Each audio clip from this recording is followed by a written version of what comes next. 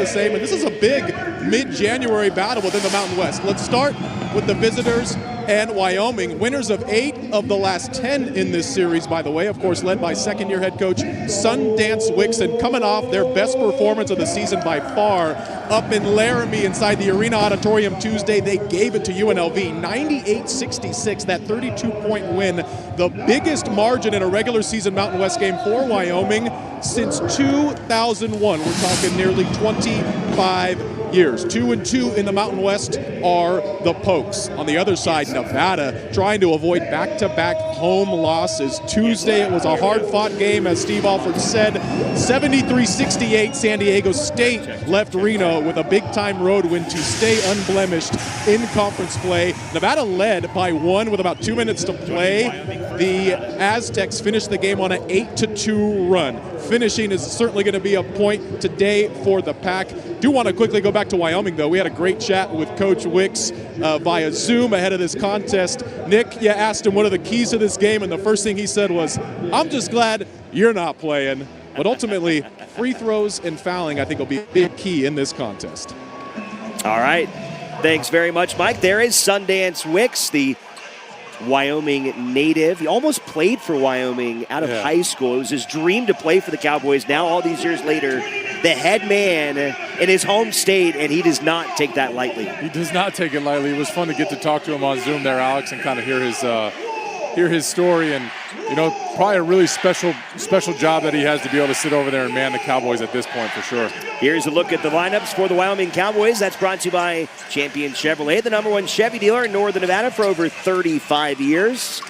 Leland Walker among the group of 5. Tayshawn Comer, Corey Camper Jr., Chuck Bailey III, Caleb Lowry, and Elijah Price for Steve Alford and the Wolfpack. Tip-off delivered by BTX Global Logistics, your hometown freight forwarder handling your international and domestic shipping needs. Nevada gets the opening tip.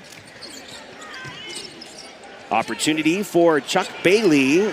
And an early offensive rebound for Elijah Price. Price aggressively goes back to the hoop and gets the early bucket for Nevada. His impact in offensive rebounding has been something Nevada has not seen under the tenure of Steve Alford now in his 7th season. No, they definitely haven't. I mean, Elijah's just always been a problem on that offensive glass and even the defensive glass. He's constantly working. He's constantly just down there doing the best he can, and I just envision myself when it was back when I played, just thinking about having to box him out over and over again because he's just relentless on the offensive glass. But it tightens up on defense in the opening possession for the Cowboys. As Mike mentioned, coming off of that blowout win against UNLV, but a different challenge here on the road. Walker able to get around Price. A nice smooth jumper there from Leland Walker, the senior from Indianapolis. Really, really good move there by Leland. He got Elijah up in the air with that shot clock running down, Alex, and got a nice little floater. Corey Camper Jr. coming off of a back injury. Gets the open three-pointer, and he buries it. His 3rd game after missing about a month with a bad back. Did not play great in the game against San Diego. St. Nevada is certainly excited to see him coming out shooting hot here tonight. Of course, it's a big thing when Camper can come out there and make threes. You know, one thing, you know, Alex, as we talked to Coach Sundance just on the Zoom, he talked a lot about how Nevada does a lot of that off-ball action. And, you know, watching that play that Corey Camper was just able to get that 3, there is a lot of off-ball screening, and that can be something that's really difficult with the shell defense and just trying to stay in front of guys. That there's a lot of action that Coach Alford runs, and something to keep an eye on throughout the night.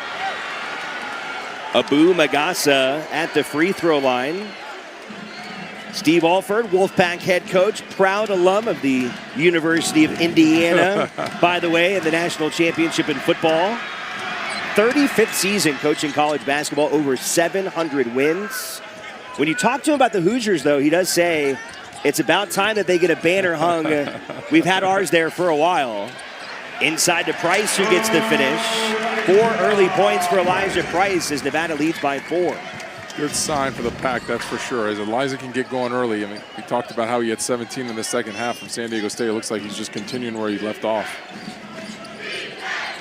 Price averaging 12 points a game now. He really kind of struggled for a stretch of about a month and a half offensively. Still making a big impact in the game with rebounding, with his defense, but his offense is, in particular, his field goal efficiency, not very good, but off to a very nice start today after he played so well in the second half against San Diego State. Yeah, Elijah just, in the beginning of the season, it just felt like he was kind of always rushing. He always wanted to get back to certain spots and shoot the ball in certain places, and the defense wasn't giving it to him as they run another off-ball action here, and Corey knocks down another one. But it's just, Coach Sundance is not happy with that. It's tough that those on-ball actions, Alex, are really, really hard to guard, and you kind of lose track, and if you don't have your head on a swivel on that weak side, you can get in trouble quickly. Back-to-back threes to start the game for Corey Camper Jr., who has been Nevada's best three-point shooter on the season. It's not really been a great three-point shooting team for Nevada, but they do have 5 or 6 guys that can knock them down. When they get hot, they can make that an impactful part of their game, but really it does come off of that ball movement, and 2 perfect opportunities early for Camper, and he delivers on both. Yeah, but, I mean, it's not the Golden State Warriors by any means, but as you see, just that great screen by Lowry, and he was able to get that flare screen. But it's just, I feel like the Pack makes timely threes, and that's kind of what it's been throughout the season, is it's like you need one, and Corey's able to get one, or Tayshawn's able to get one, and that's what maybe makes them look like a better three-point shooting team than maybe what they are. But that's also a bonus to have, is that when you need a three, you can always rely on one of these guys to get one. Taken down the floor by Caden Bennett of Wyoming. He's one of the top scorers, about 10 points a game this year for Sundance Wings. Here's the drive from Naz Meyer. Nice move to the bucket for Meyer. The freshman from LA has 4 early points in this one. One thing to keep an eye on is that Nevada doesn't have much of a rim protector without Joel being injured right now. Off the front end from Caleb Lowry. Wyoming 3 of 4 from the floor. Nevada 4 of 6 here early. 3 ball on the way from Walker. Offensive rebound from Gores. He'll put it back, and it's a 1-point game. Cowboys kind of got a good little rhythm going here, Alex, offensively after 2 back-to-back makes.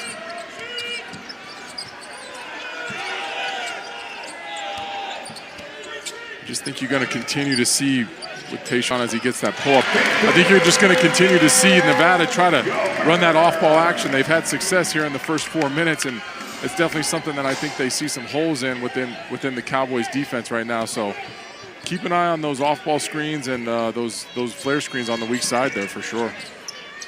That play really so kind of quintessential under Coach Alford and Coach Noodles. We saw Jared Lucas, who's now on the staff, run that play to perfection time after time. Tayshawn Comer really likes that spot on the floor. Yeah, he does. He's really good. As Wyoming gets an and one there, but yeah, they really like to get Tayshawn in and around that free throw line. He's really good at creating space, fadeaways, or whether it's straight up and down. And all right, out of the and one, we'll get Wyoming at the free throw line. Nevada in the lead early, 12-11 here inside Lawlor Events Center.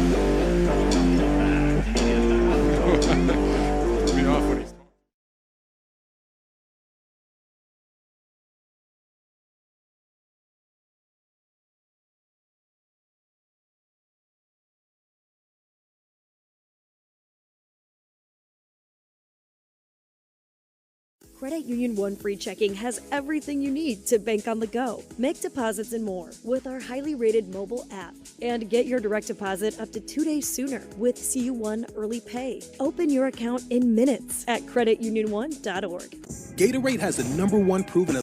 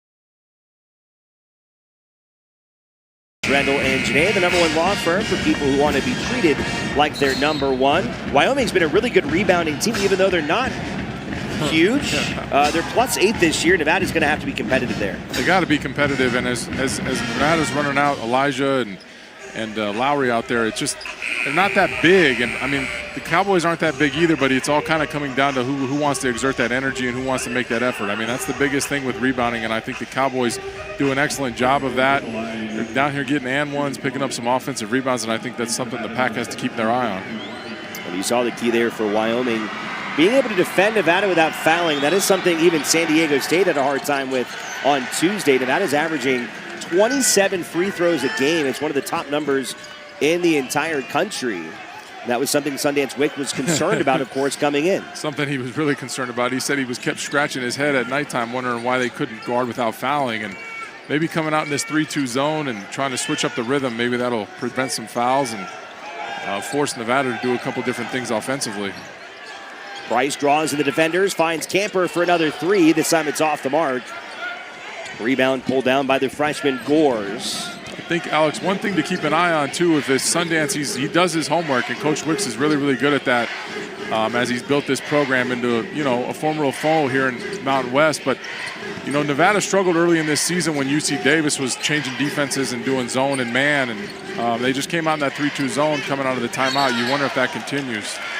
Nevada putting a lot of defensive pressure there, nearly got the steal, but then got the turnover anyways as Wyoming whistled. Wolfpack will get it at 14:54.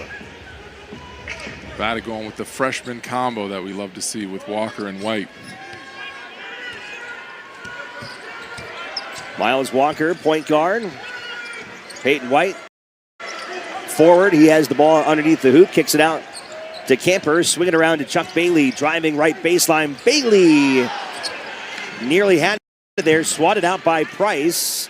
They'll find another opportunity for Camper. Swarmed on the baseline. 13 to shoot here. White with 7 to shoot. Bailey had it stripped. Walker the other way to Meyer. Meyer is rejected to the rim. Camper closing in.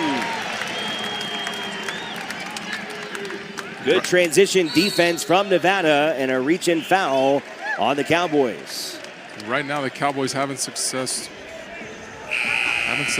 with that 3-2 zone as you see Corey here get up and into the stratosphere to block that shot. Alex, that was pretty sweet coming down. Looked like a LeBron James block there. But yeah, the Cowboys are having success changing defenses right now, running this 3-2. And that 3-2 can tend to take away those three-point shooters, but there's always going to be holes in that 3-2 just behind that guy up at the top and down there on the baseline. So keep an eye on that. I'll tell you what, Nick, that did not look like somebody that's dealing with a bad back. That definitely looked like that back is feeling pretty good, Corey. Third triple of the first half. Corey Camper is loose here in Reno. 15 points in the first half for Nevada. He's got 9 of them. Sometimes a little time off can get you a little bit of a better rhythm.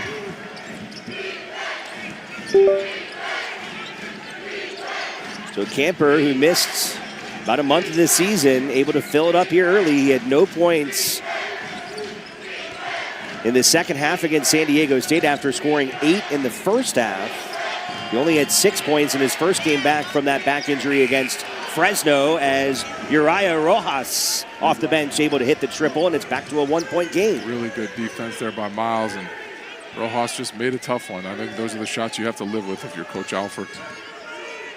Both teams executing their offense very efficiently. Nevada's 6 of 10. Wyoming is 6 of 9 here early. Miles Walker on the drive. Finds the cutting Amir Robinson. Yeah, Alex, in that 3-2 zone, any sort of penetration, you just have 2 bigs in the back, and that's just really, really hard to defend as 2 bigs. It consistently will turn into a 2-on-1 situation if you can get through any of those gaps at the top of the zone. Elijah Price trying to swipe one away. Good pressure again from Nevada. Goes out of bounds. Wolfpack forcing another turnover. Really good offensive game. Really good offensive rhythm right now, Alex, that we have going. I mean, you guys got making threes, making layups. You get some transition. has a really good flow to the game right now. Nevada in the second half against San Diego State had a really inefficient half.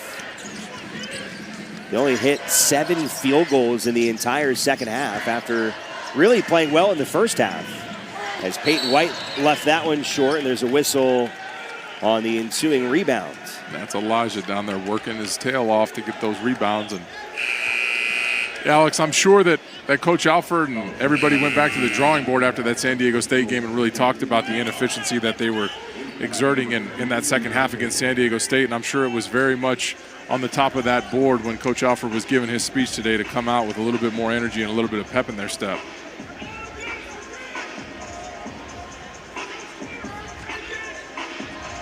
Nevada with 4 players from their bench into the game. Corey Camper Jr., the lone starter, still in there. Camper trying to get it into the freshman Ethan Crowley, and it's knocked away by Wyoming. Nevada feeling very, very comfortable with how deep their team is right now. Even in the absence of Joel Armo trading, their big center. He's been out for about 6 weeks after sustaining an injury at the holiday event in Palm Desert. The freshmen in particular have really stepped up, all 3 of them on the floor right now, with White, Crowley, and Walker. Freshmen have been really, really dynamic for Coach Alford. I mean, after Joel went down in that holiday classic, it was apparent that there was a little bit of a shortage at the bigs. Wyoming goes and gets another bucket without the bigs down in there. Joel was definitely the rim protector for this squad, and they missed that sometimes, but a little bit of a growing pain there month when they were trying to figure out what they couldn't or couldn't do without Joel. Corey Camper moves inside the three-point line, hits that one in rhythm. 11 points for Camper, who has gone 4 of 5 from the floor. Suggest Coach Alford runs a lot more sets throughout the night to Corey. It looks like he's got a nice rhythm going right now. Nevada trying to get the takeaway back into the hands of Wyoming. They'll get another chance at it after the offensive rebound by Abu Magasa. 3 to shoot, Rojas, long 3. This time takeaway by Camper. He's got open spaces. Camper lays in. Corey out there pulling his jersey, asking for his sub. If I was Coach Alford, I'd leave him out there.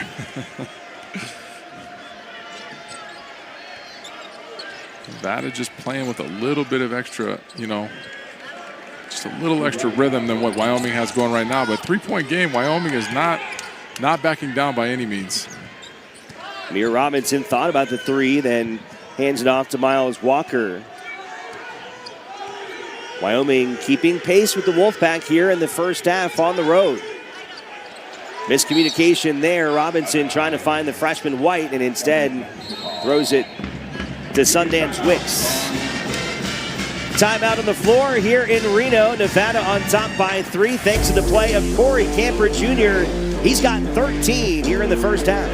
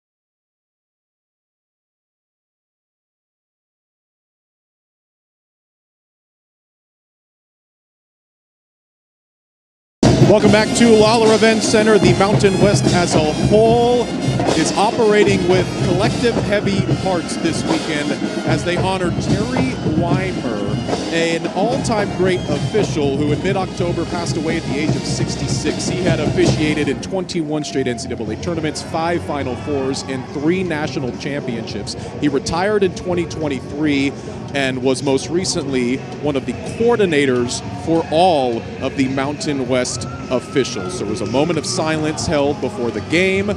Both coaching staffs are wearing pins with Terry's initials, and of course the referees, who knew him well, all have TW patches across the Mountain West this weekend. All right, Mike, thank you so much. Our hearts certainly go out to those who knew him well. Nice to get to honor him here tonight in Reno. It's been a great start to the Mountain West overall. Nick, maybe not the best non-conference overall. Did finish at the end pretty good, but this conference has been fun to watch here out of the gates. And we were talking to Sundance Wicks, and this thing kind of feels pretty wide open. I know Utah State's doing what they're doing. They're probably the far and away best team right now, but everybody else, I mean, I think anyone else can win this league in addition to Utah State. I think it's always fun to get into league play. I know back when I played, it was very enjoyable to play league play. You kind of got to know the guys you were going against. It was a little bit more put into the scouting report. And then, of course, you're getting to see everybody twice, so it was always fun to kind of get that rematch. And then at times you'd get back into the tournament and you'd get another rubber match. So it was always fun to really compete inside conference play, because those are the guys that are, you know, going to be the guys that either get to the tournament or you get to the tournament. So I always thought that was a fun time to be playing. Back to a 1-point game. Another second chance opportunity cashed in by the Cowboys. They've had 4 offensive rebounds, 6 second chance points in this one. 10 to shoot here for Nevada. Tyler Rollison into the game. Amir Robinson looking at Crowley, excuse me. Robinson has to fire away with 2, and Amir Robinson hits the 3. It's interesting, you look at Amir Robinson's numbers, he's not hitting from a gaudy percentage, only 32, but I feel like every time he hits a 3, it's a big deal. It's that timely 3 that we talked about prior to the broadcast. It's something that Nevada has gotten really good about, as again, there's no rim protection down there for the pack, but they just consistently make those timely 3s, and Amir's one of those guys that definitely falls under that category. Tyler Rollison driving the paint, draws the foul. They'll wave off the bucket. Tyler Rollison will get to the free throw line for the first time. Nevada getting to the stripe, where they have been very, very comfortable. Well, actually, they're not going to give him the opportunity to shoot free throws. Scratch that. Alex, it's interesting because college basketball has adopted this continuation rule. If I watch that play, I believe that's continuation. Yeah, I'm like, that's going to the free throw That's line. definitely the definition of continuation. And if you were playing in the NBA, that was 1,000,000% continuation. So I feel like the refs here in the NCAA level are still a little bit confused on what continuation is. A little more than halfway home here in the first half. Nevada leads by 2. Wolfpack shooting almost 63%. Wyoming right there as well, 62.5. Lowry thought about the open 3. Over to Comer, 5 to shoot, drives the lane, no foul. Out of the hands of Price, quickly the other way is Walker. Walker on the fast break, knocks over Robinson, and it's an offensive foul. Amir Robinson off the bench, hits the 3, comes down, takes the charge. Takes the charge. You can see here that he's coming. This was the Corey Steele here that we got to get him.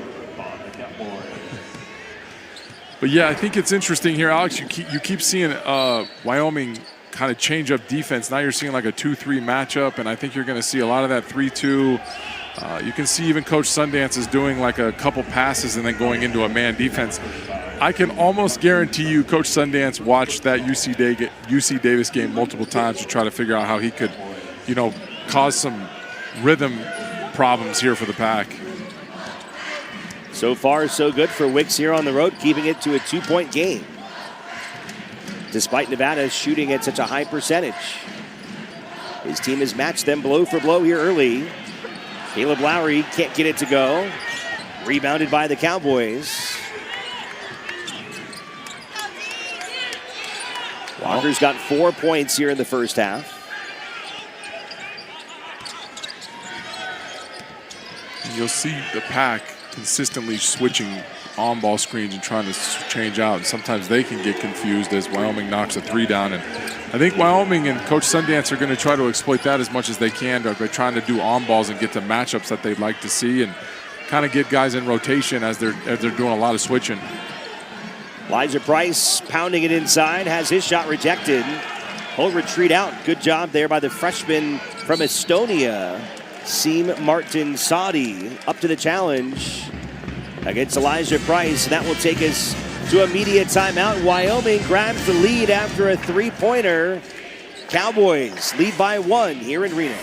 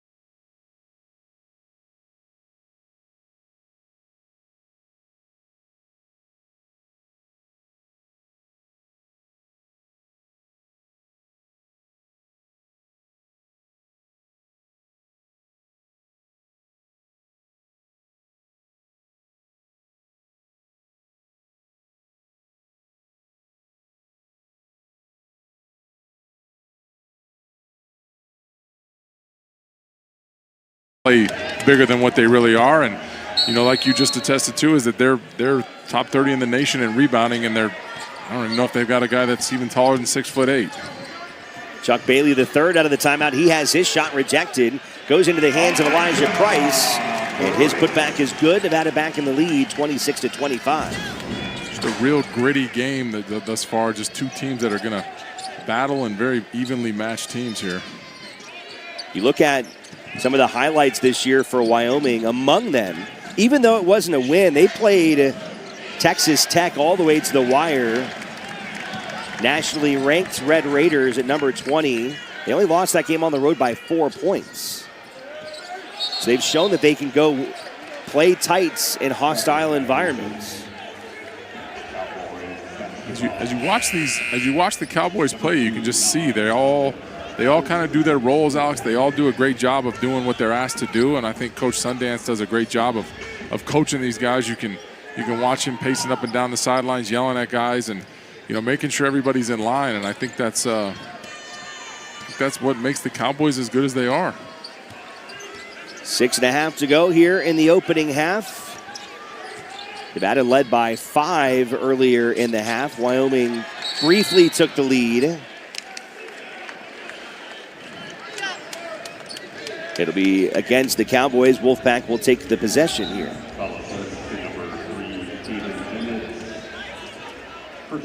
This is what Coach Sundance talked about, was, you know, defending without fouling. That the Pack now are going to the free throw line to shoot 1-and-1 here with 6:20 to go. And I think that's one thing that Coach Sundance just can't figure out about this group, was that he just can't understand how they can't just guard without fouling and keep their sort of hands out of the cookie jar. Because, you know, being in the bonus, Alex, this late, or I should say this early into the first half, and, you know, being a more aggressive team with 6 minutes to go, you're constantly making shots that are, you know, free throws, and that just can be a big-time game changer, especially when you start to look in the latter part of the game.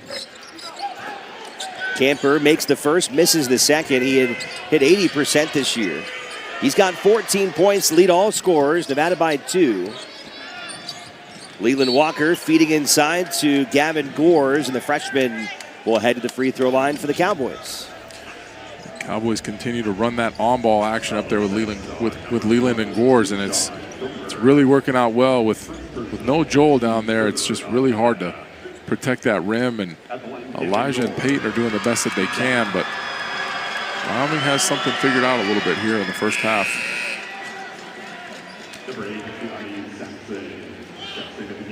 But you love the energy out of both teams. I really think this is set up to be a very electric contest. I mean, just back and forth here with the lead changes, and Wyoming is not backing down being here in Reno. I mean, we all know that it's an advantage to play at altitude, and Wyoming is definitely the highest altitude team, so playing in Reno is not going to affect them much.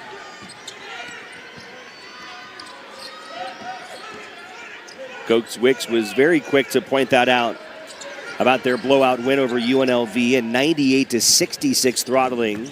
He said he felt like the elevation really was a factor for the Running Rebels. Alex, I can remember when it wasn't the Mountain West and I played in the WAC, and you would go to Hawaii and you felt like you could run forever. And I felt like the Rainbow Warriors would come here and they'd be gassed in no time. So I very much believe that the altitude is a bit of an advantage, especially with a place like Wyoming. On the drive is Walker, and he gets the foul against Price. Elijah Price, second personal foul. So good job there by Walker to not only get to the free throw line, but also now to limit the minutes of Elijah Price here towards the end of this first half.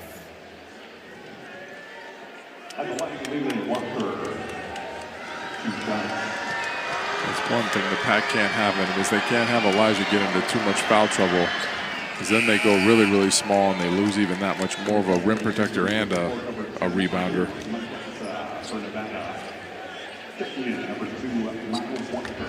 Only 4 team fouls on Nevada, so the Wolfpack still decisively at advantage in that category. The Wolfpack in the bonus, while Wyoming, again, just the 4 team fouls committed against the Wolfpack. As Walker able to extend his stat line.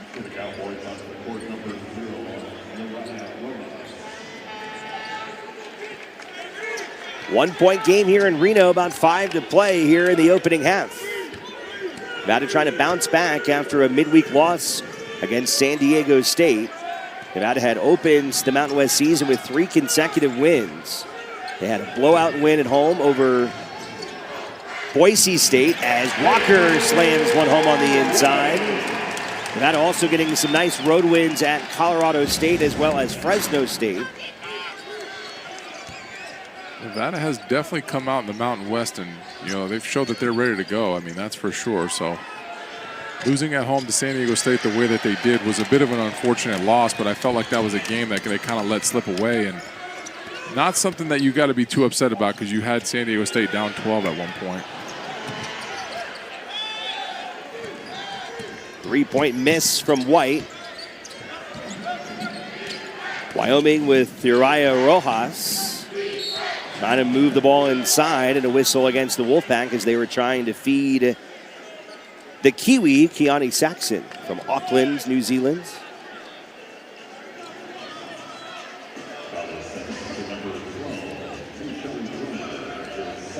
Second personal foul against Tayshawn Comer.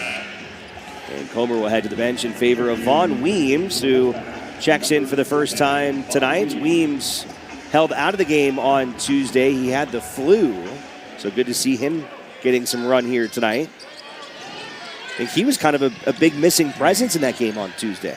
Yeah, Vaughn can come in and really fill it up as another turnover, and the Cowboys haven't scored over the last 3 minutes. But yeah, Vaughn can really fill it up. He kind of adds a little bit of a mismatch at times, and he obviously shoots the three. So sometimes it's a positive when he's out there for sure offensively. Open shot for Camper. Hits his 4th triple. 17 points here in the first half for Corey Camper Jr. Corey Camper has the hot hand in that. I hope that back does not lock up on him in that second half. Maybe Coach Alford should just leave him out here and let him keep shooting jumpers. Camper only making 17 threes all season. He's got 4 here in the first half.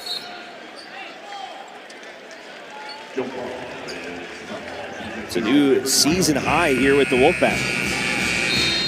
Final media timeout here at Lawlor Events Center. The Wolfpack leading by 6 thanks to the red-hot shooting of Corey Camper Jr., who has half of their production. Back with more right after this.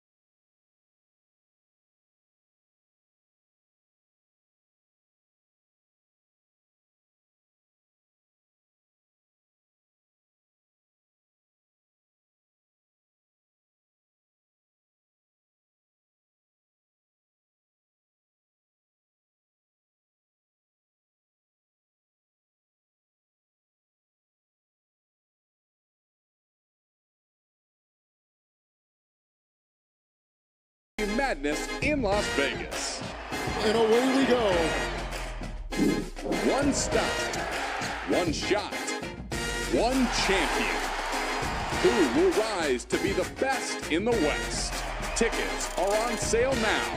Don't miss a minute of the action this March. VMW.com/2026. As sports fans.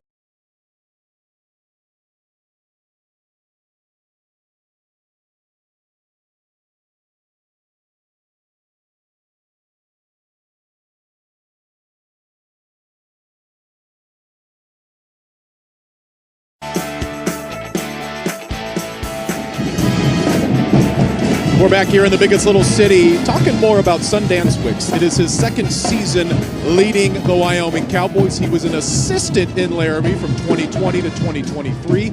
He is the first Wyoming-born head coach of the Cowboys in some 50 years. He was quick to say, I know the Cowboy way, and there was no greater honor as someone from Wyoming to be the head coach of Cowboy basketball, as he pointed to the pride in wearing brown and gold. Of course, spent 1 season as the head coach at Green Bay and had the 9th best and biggest turnaround in NCAA history.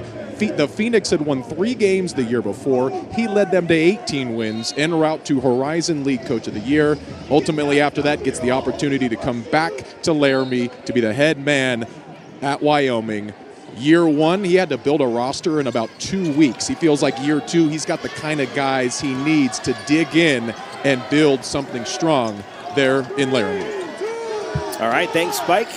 3.5 to go here in the first half. Off the miss. Offensive or defensive board there from Elijah Price. Price has 6 now on the night. Corey Camper was 17, and the rest of the team was 17 there, Alex. He has been unbelievable here tonight. Nevada has certainly been missing his offensive production. His season high 27 came against UC Santa Barbara.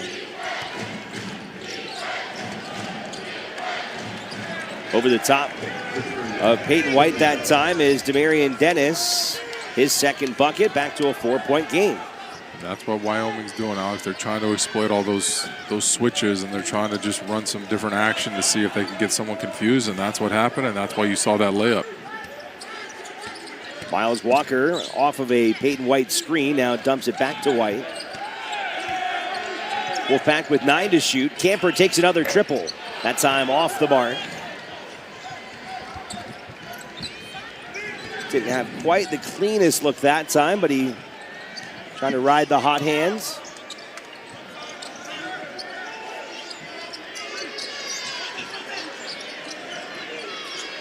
Both teams shooting well over 50% here in this first half. Rojas wide open, top of the key. His second three-pointer. Timeout, Steve Alford. It's back to a 1-point game. Coach Alford looks frustrated. That was another miscommunication there on defense, Alex, that they keep on having these miscommunications, and you just got to tip your hat to Coach Sundance. I mean, you could just see that he very much studies it. He very much loves it. I mean, this guy he's a workhorse. There's no doubt about it. I mean, just watching, of course, seeing Nevada and what they've been doing all season, you can tell that Coach Sundance is trying to exploit them for everything that they're worth. I mean, he's changing defenses here on the defensive end. I mean, there's even times where he's shouting out three. And then on the other end, it's just a nonstop, off-ball action. Coming up on our Renowned Health halftime reports, we have a feature on Array Young from the Nevada women's basketball team. Also, highlights and first half analysis. Young, by the way, 20 points in a Wolfpack women's basketball win against New Mexico earlier today, as Amanda Levins and company improved to 3-3 in the Mountain West. Remarkable story on Young from Zach Larson. You don't want to miss that one. 1-point game here with 2 to play here in the first half. Nevada has gotten a couple of decent leads on Wyoming, but they will not let Nevada pull away. Peyton White. Elijah Price thought he had it. Now there's a fight for it. White comes up with it. Out to Walker. Now to Vaughn Weems. Now it's stolen. Leland Walker. And Walker bucket plus the foul. What a hard-nosed bucket that was from the senior Leland Walker. Wyoming down here just scrapping right now. They're just scrapping. And Elijah down there working his tail off, like we said, on the offensive board. And it's just too much to be handled as Leland got clipped right across his face. I don't know what Miles was doing. I wasn't sure if he was going for but what a circus shot by Leland. That was a pretty sweet shot that he made there. And I think Miles might have been going for the ball, but we know Leland can store the basketball, and he put a little bit of extra mustard on that one.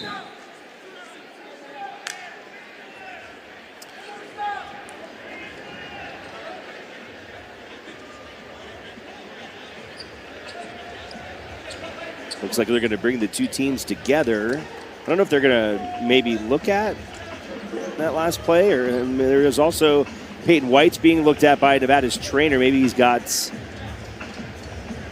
there's like a blood issue over there. Could be there. That could definitely be it. It looks like he's maybe got some blood in his jersey. That's Peyton White, the true freshman from Southern California, out of Encino.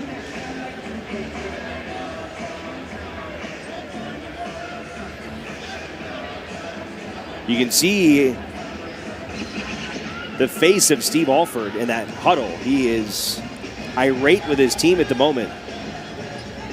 Really is not happy with the way they've defended here in this first half. He really called them out post-game on Tuesday against San Diego State, saying they just did not play with enough defensive physicality, intensity.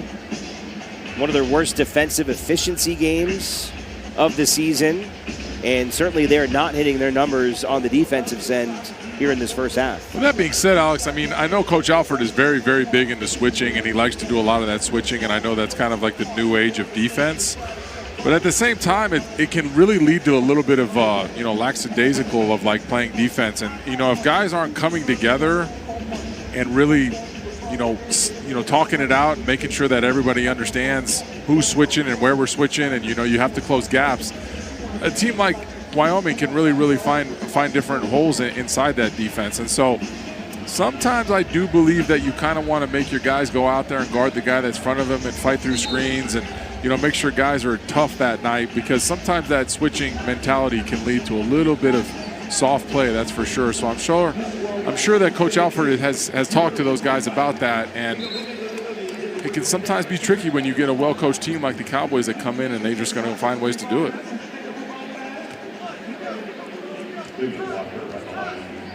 So White taken care of. Leland Walker now will go for that three-point play with a chance to extend Wyoming's lead, and he will give them a 2-point advantage. It is an 8-0 run for the Cowboys over the last 90 seconds. 9 points for Walker as a whistle comes here against Wyoming, and that's not what they wanted to do. Nevada in the bonus. They'll get a 1-and-1 here as the clock stops at 1:07. No questions asked, Alec. With a team that can come out and follow a scouting report and change defenses and do things to really make the game just look difficult from an offensive end. But then when you foul, it doesn't look so difficult when you're standing on the free throw line with nobody in front of you. So I'm sure that can be a bit of a frustrating thing for Coach Wicks. And sometimes his guys just, sometimes it's not the end of the world to let a guy go through or something like that, because it's not worth it to foul the guy and let them go get 2 free throws. How about this first half from Corey Camper? 19 points after he makes both free throws. We're tied at 36. Full court pressure from Nevada. Wyoming gets it across to Walker. Under a minute to go.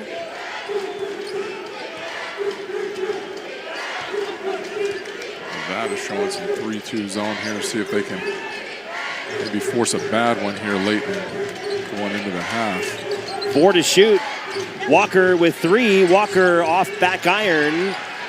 Amir Robinson trying to secure the board, and he is fouled in the process. Another free throw opportunity here with 34 seconds left. Couple more free throws here, and you still got 4-second differential on that shot clock. And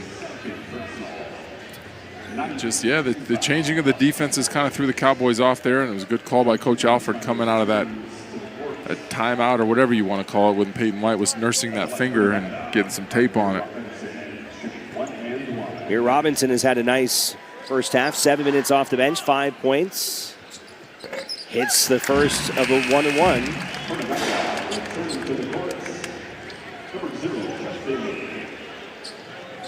Here Robinson has really turned into a solid bench presence on this team. Had a breakout game against Washington State, scored 11 points there. He's got 7 here in the first half, gives Nevada the 2-point lead. Got a 4-second differential from game clock to shot clock.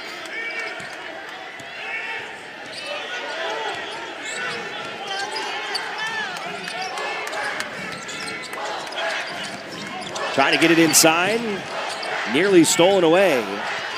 Back out to Rojas. Bennett with 6 to shoot. Bennett drills the 3. Cowboys take the 1-point edge. Nevada's got to get one off here. Robinson at the buzzer. Amir Robinson got a good look at it. The Wyoming Cowboys swiping it away in the final seconds of this first half, thanks to a 3-pointer, as Wyoming 39-38 here on the road. We've got Mike Stephenson standing by. He's with Craig Neal. We'll wait for his cameraman to get over there, but Nick, great job there by Wyoming. They took some punches here in this first half, found an opportunity to take the lead. They really did. They kind of rolled with the punches, like you said. It kind of got to a place where they fought it off. All right, Mike's ready. Here we go. Coach, I know that last 4 minutes probably left a lot to be desired for you. What's going to be the emphasis in the break? Well, I mean, we can't let them score like that. We're just not guarding very well. So we've got to shore some things up. We're doing some good things offensively. We got to get to the line. We got to get more paint scores, but defensively, we've got to slow them down a little bit better. So that was a tough stretch for us that last 3 minutes, especially defensively. Craig, thank you for the time. Good luck in the second half. Another good one brewing between the Pack and the Pokes, guys. All right, thanks, Mike. Thank you, Craig Neal, for stopping by. Nevada with 19 points from Corey Camper Jr. But the Wyoming Cowboys on the road, fresh off of a 30-point win over UNLV. They've got a 1-point win now on the road here in Reno. Our Renowned Health halftime report is next.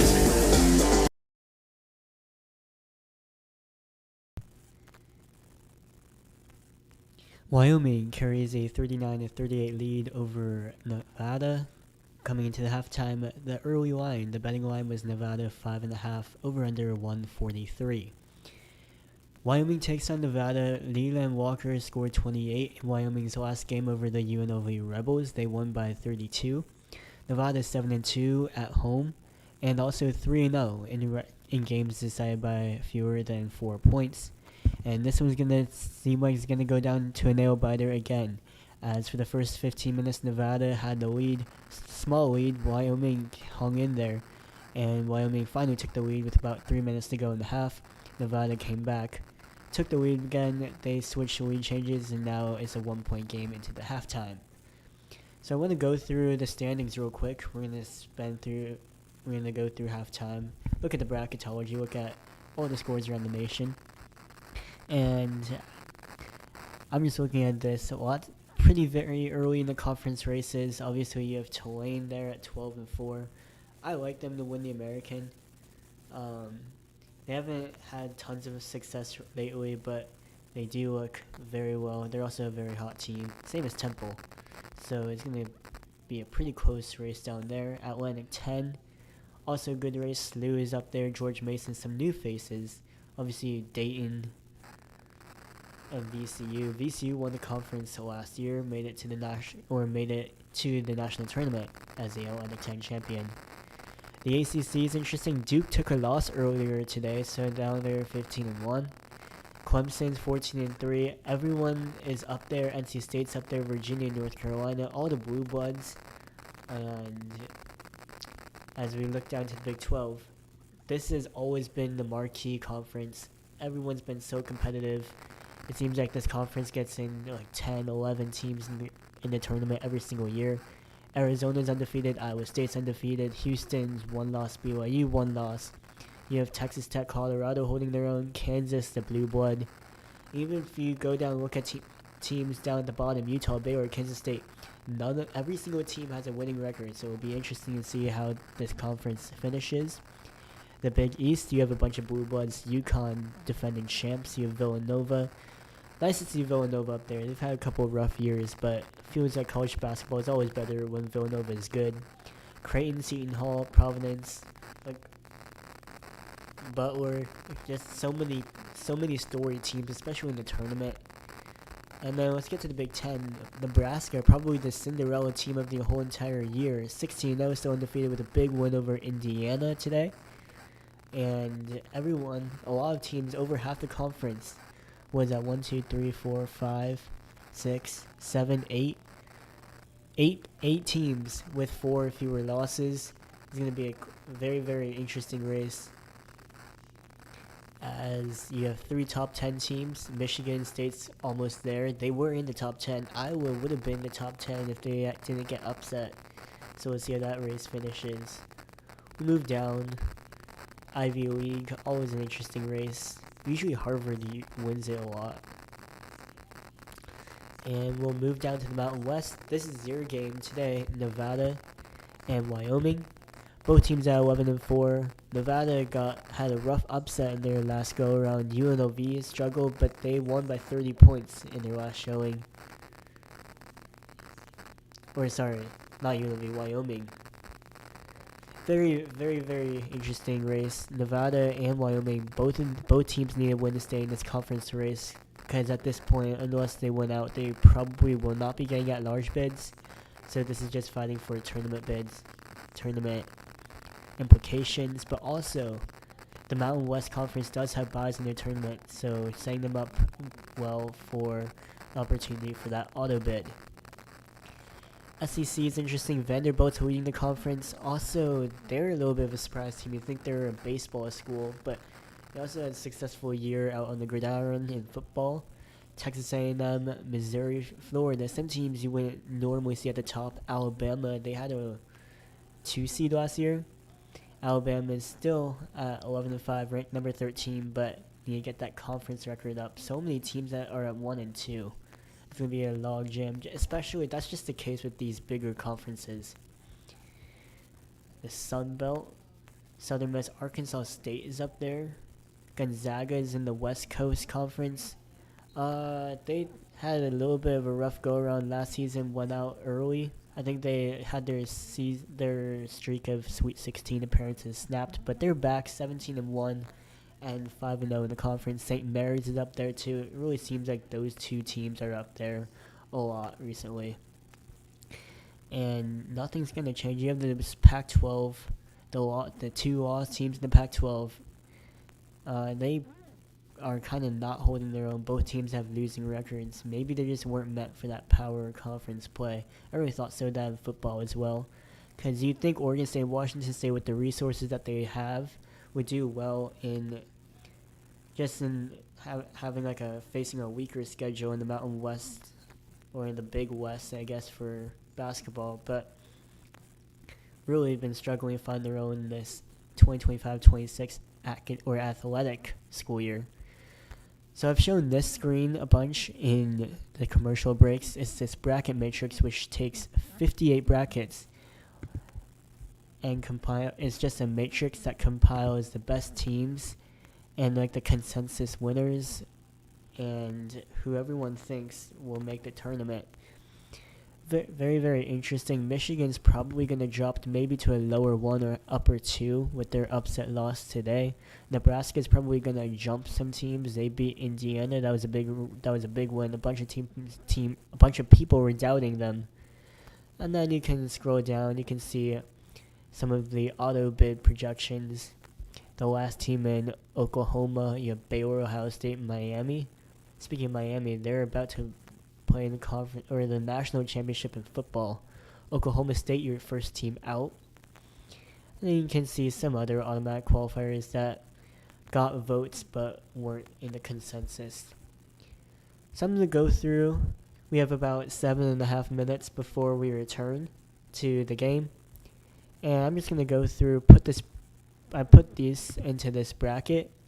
I just want to go through it with y'all and maybe give you my predictions if this were to come true. So I put Michigan, Arizona in the top left, Arizona in the top right, Connecticut, and then Iowa State. It's kind of like a snake. That's how they always do it. And then Duke has the first pick of location, then Vanderbilt, then Purdue, then Gonzaga. Nebraska has the first pick of location out of all the 3 seeds.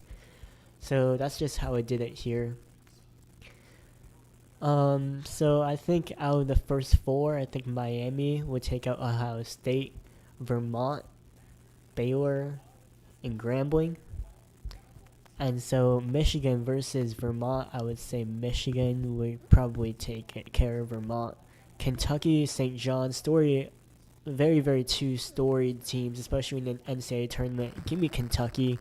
They have struggled in recent years in the March Madness, but I think they got it. I give Michigan over Kentucky, though. Arkansas over Miami. I want to go Hofstra, but I'll do Texas Tech. Texas Tech is just so good. And they've played a bunch of proven teams. That Big 12 schedule is no joke. Hofstra and Charleston and UNC Wilmington, those 3 teams look to be leading the Colonial Conference.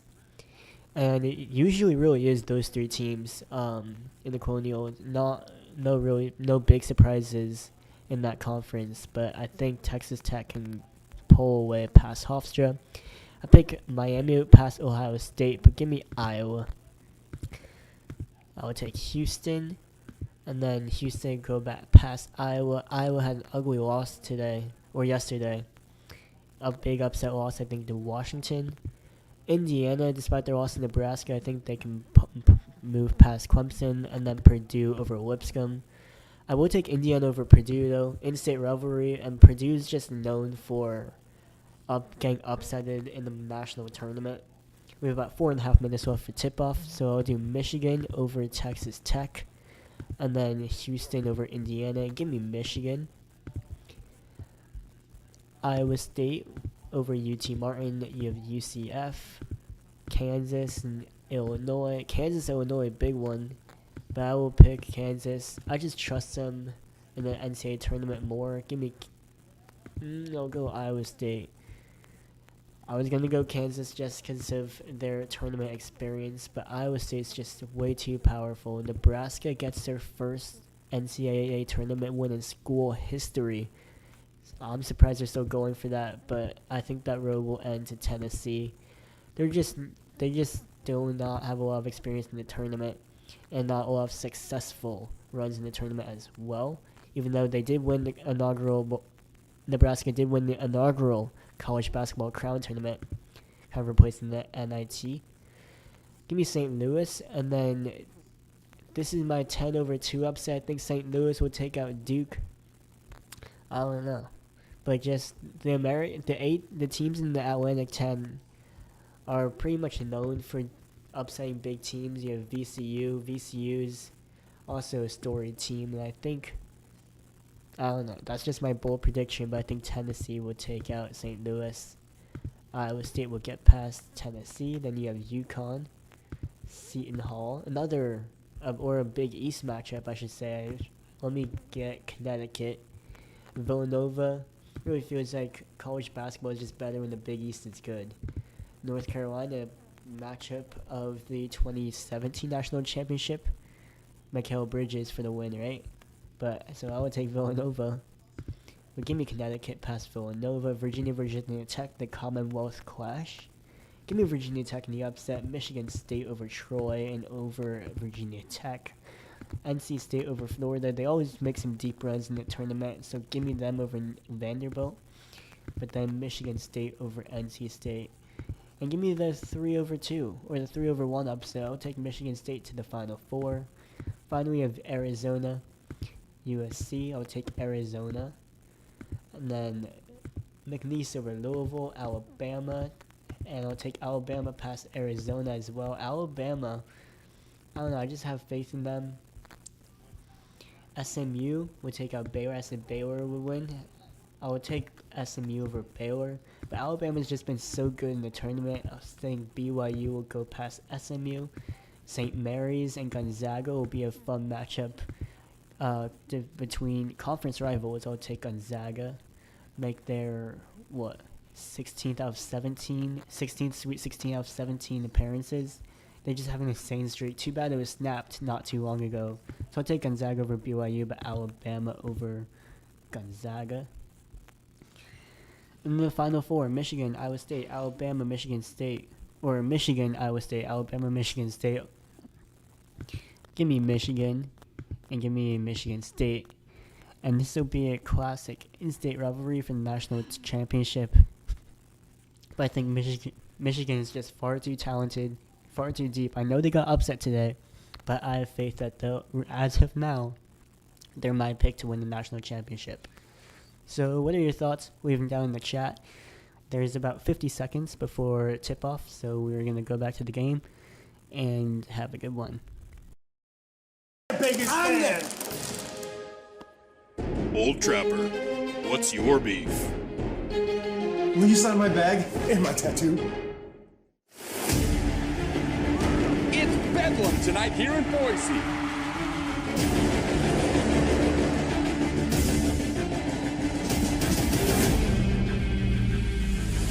The crowd is pumping at the pit.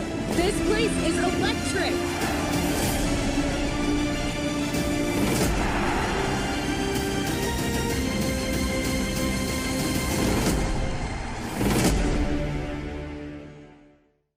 Old Trapper Beefs. Pack smash. My peanut butter and jelly. Ew. Oh no.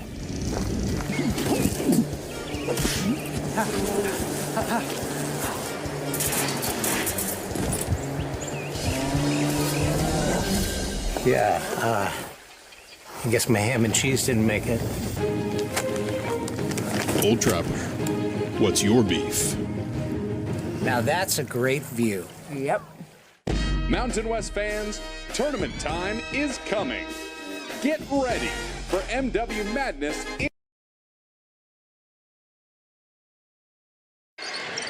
Back at Lawlor Events Center, second half is underway. Nevada able to get a quick bucket from Corey Camper Jr. 21 points for Camper, who picks up right where he left off. Nevada back in the lead as Wyoming now on offense for the first time here in the second half. Nevada gets a stop underneath the hoop. The Wolfpack, a quick score, quick stop, and they'll blow it dead before the three from Caleb Lowry. Let's go back to Mike Stephenson. He just had a chance to catch up with Sundance Wicks.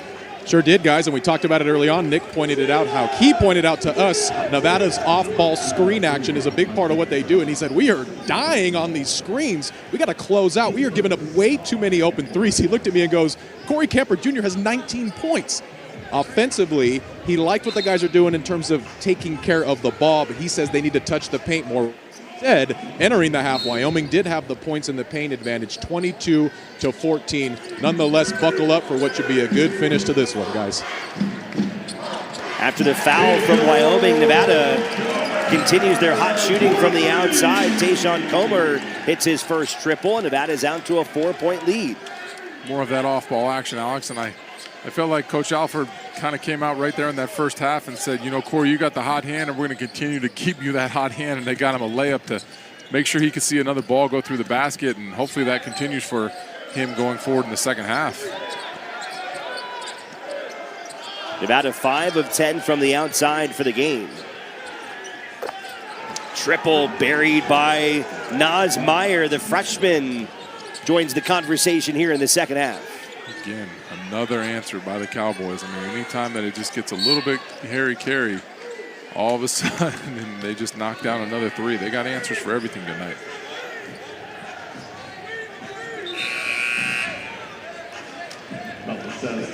Well, Naz Meyer, he has been a really nice player for Sundance Wicks, hitting 42% from beyond the arc in his first season of college basketball. Out of Agoura High School in California, he was recruited by Marquette and Arizona State, but Wicks was able to land him in Laramie. Chuck Bailey spin arounds, and an air ball into the hands of the Cowboys. Caden Bennett takes it down the floor.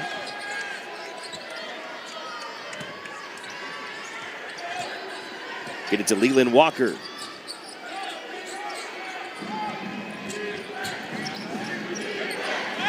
Nearly stolen away by Chuck Bailey.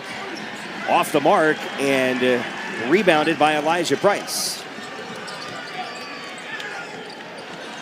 Trying to lob it into Caleb Lowry. Good job there by the Cowboys, collapsing on the ball. Coach Alford looking for that foul.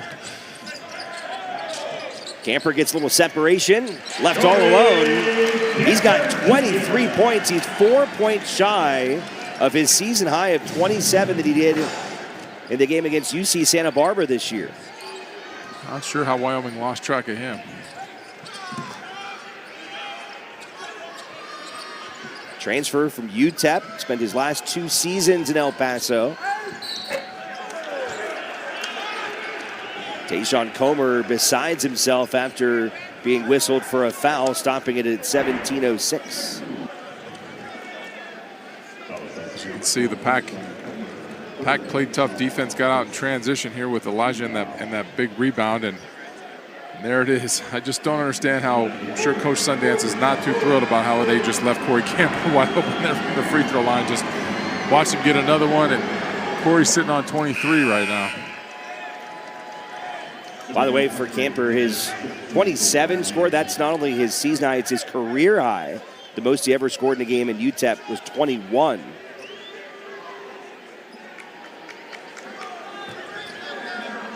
Actually, I'm being told that is not correct. It is actually, he had a 40-point game at UTEP, so he's got a ways to go. This is a guy that can fill it up. He scored 40 in December of 2022 against Jacksonville. He's got 17 minutes to go as Wyoming, again, with that grittiness and that rebounding that you talked about, Alex. They go get an offensive rebound, but you know, Corey Camper looks like he's got a little bit of rhythm. Maybe 40 is in the books tonight. Whistle on the other end. All tied up at 45 apiece.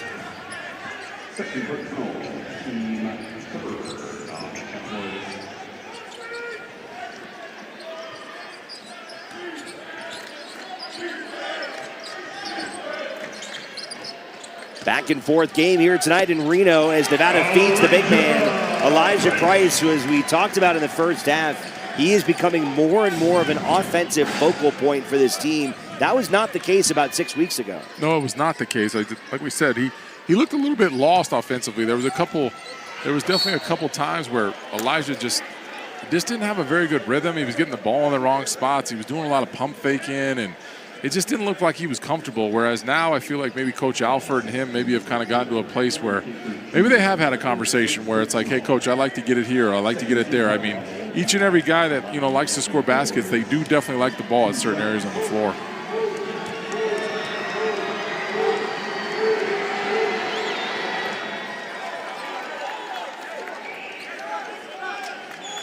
Cowboys are they are relentless, Alex. They just keep coming and coming and coming, and it's just, it almost feels like which team is going to blink first might walk out of this thing with the win. But this is exactly what we talked about, was that we thought both these teams matched up really, really well.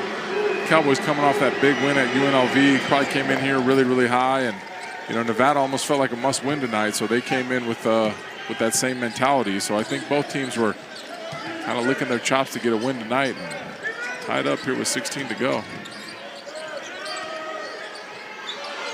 Nevada still with their starting five on the floor here, about 4 minutes into the second half. Tayshawn Comer finds some space. Can't finish. Elijah Price fighting for the offensive board. He's the best offensive rebounder in the Mountain West, and he goes right back to the basket. That's what Elijah gives Coach Alford in the pack, is he's so good on the offensive glass. When you watch Elijah and you look at the way he plays, like this possession right here, I mean, great and one getting up there as he had this smaller Rojas on him. But when you watch Elijah play, it's not so much that he asserts himself offensively, and I know Coach Alford's not putting him in that many sets. But at the end of the day, when that ball goes up, you can see Elijah's eye get a little bit bigger where he's trying to go get that ball. And he kind of always is in the right place at the right times as he knocks that free throw down. But that's the fun part about Elijah. And I can tell you, being on the other side of that and being that you're going to be the guy guarding that guy, Alex, it is not going to be a very fun night for you. Nevada on top, 50-47 after a three-point play from Elijah Price. Walker with the penetration. They'll feed it out to Meyer, who hits another three. The freshman with his second triple here in the second half. He's got 10 points. Back to a tie game. Myers hit back-to-back big time shots where he kind of came out of that one screaming a little bit. But yeah, he's hit big shots for a freshman, that's for sure. Chuck Bailey double teams. He'll find the open shooter, and Lowry. Price is there to clean it up. He's fouled on the way back up. So Elijah Price impacting the game for the Wolfpack. He'll be shooting free throws on the other side of the break. We're all tied up here in Reno, 50-50.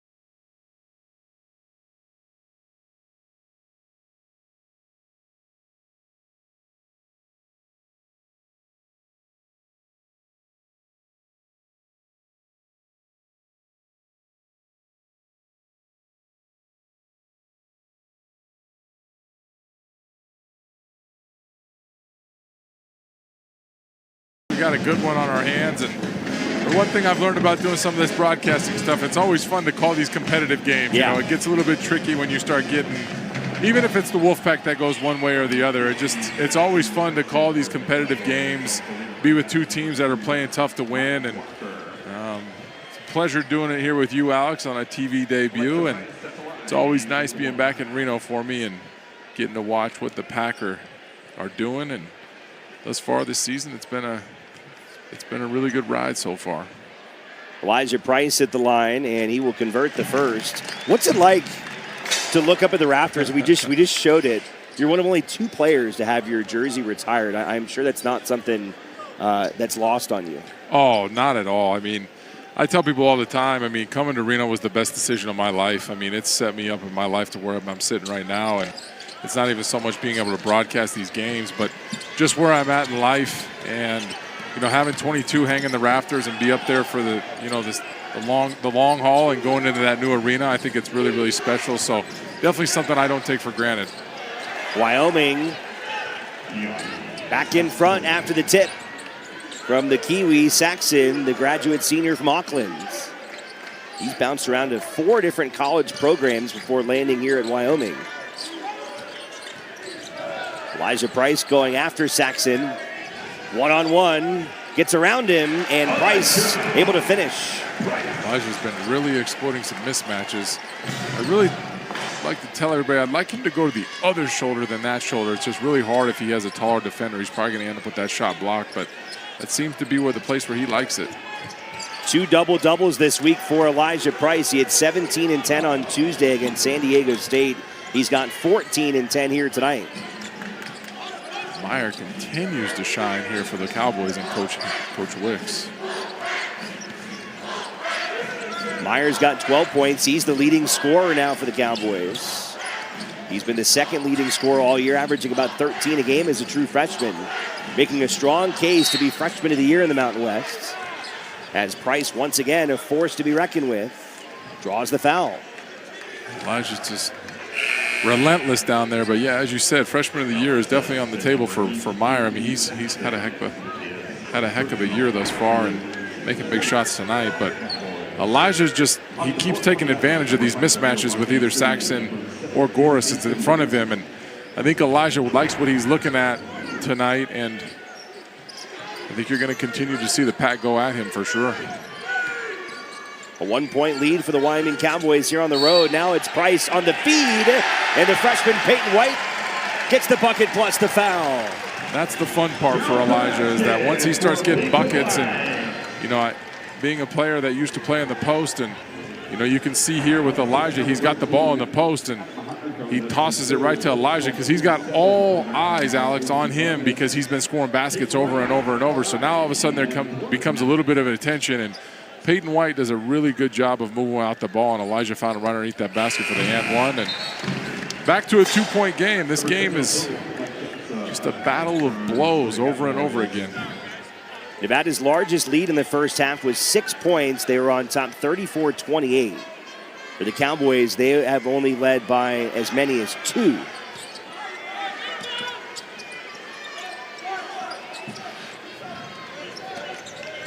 Full court pressure that time from Nevada. Sucking some time off the shot clock for the Cowboys. Only 13 to go now. Down to 8 to shoot. Meyer with 6. Being guarded by Camper. Meyer in front of Camper. Off the mark. And Elijah Price walls off the rebound.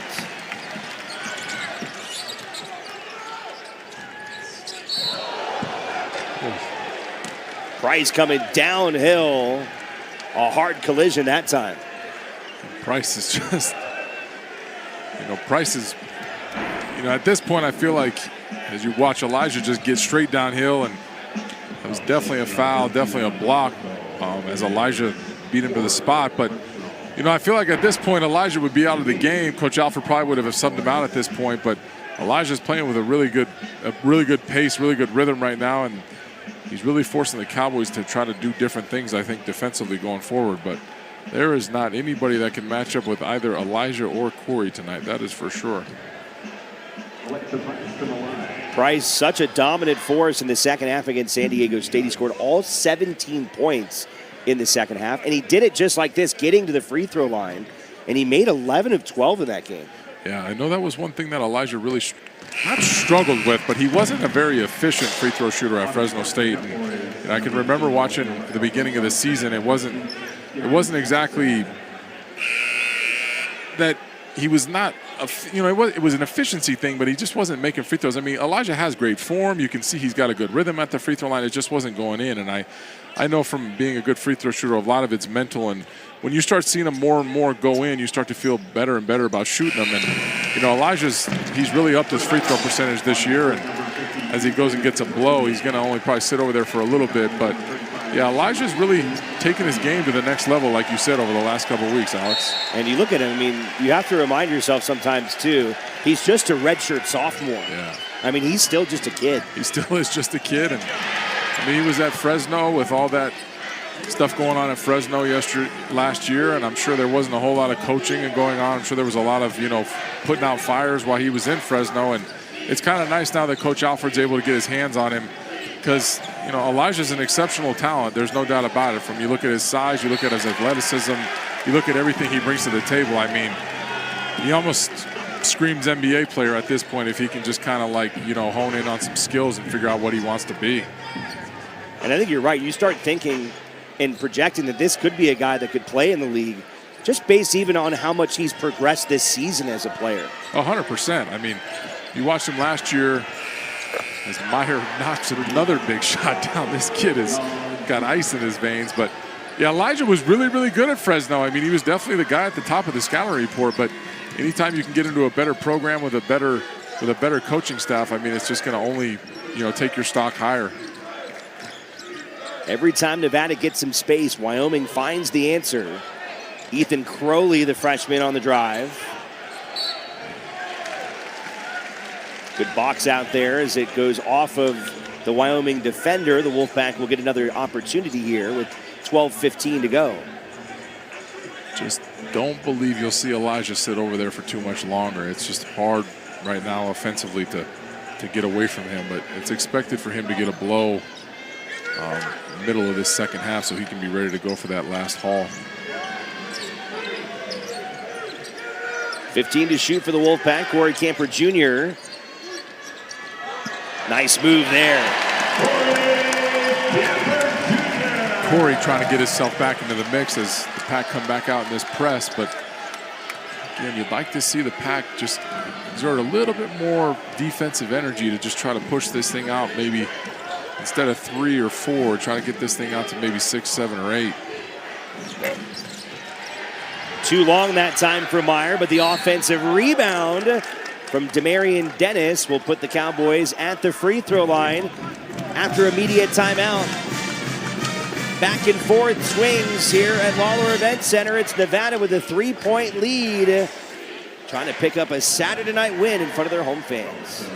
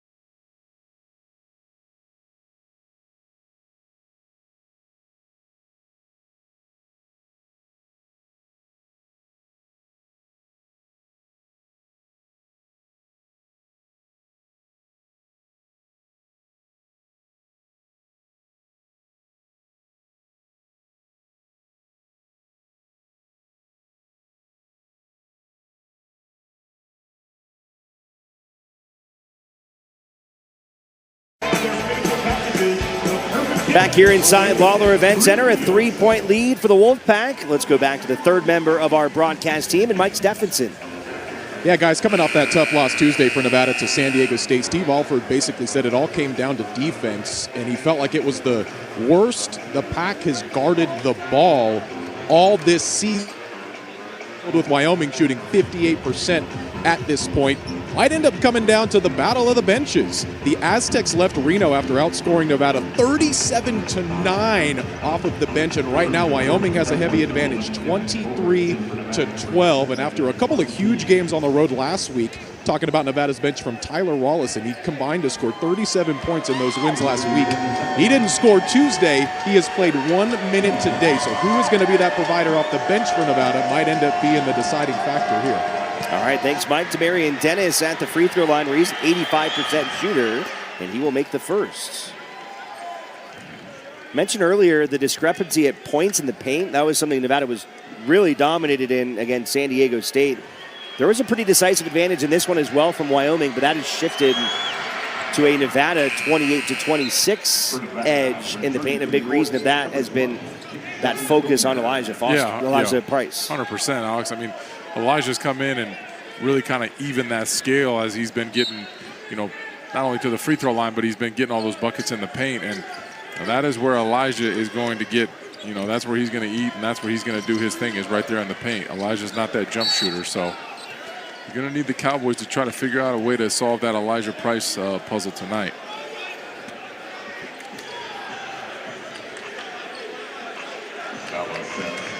Nevada already in the bonus with 11 minutes and 40 seconds left in this one, Nick. That is another big advantage for the Wolfpack. We talked about how good they are at the free throw line. On Weems, front end of a 1-and-1, and Weems will connect. Nevada just continuing to make free throws and kind of keep that lead. And Sundance always talked about how his team just continues to foul, and that's the one thing that is holding true, is that the Cowboys are fouling over and over, and the Pack keep getting free throws over and over. Nevada is now 12 of 14 at the stripe. One of the top teams in the nation at getting to the free throw line and also at executing at the free throw line. Good ball movement that time from the Cowboys, and they'll get themselves to shoot some free ones.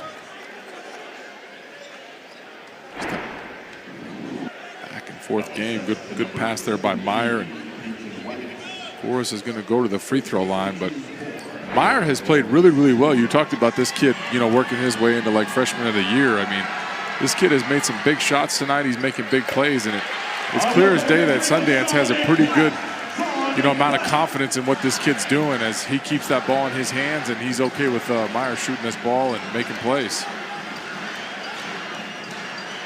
Like I said, Meyer, coming out of high school, he had offers from Arizona State and Marquette, but landed in Laramie.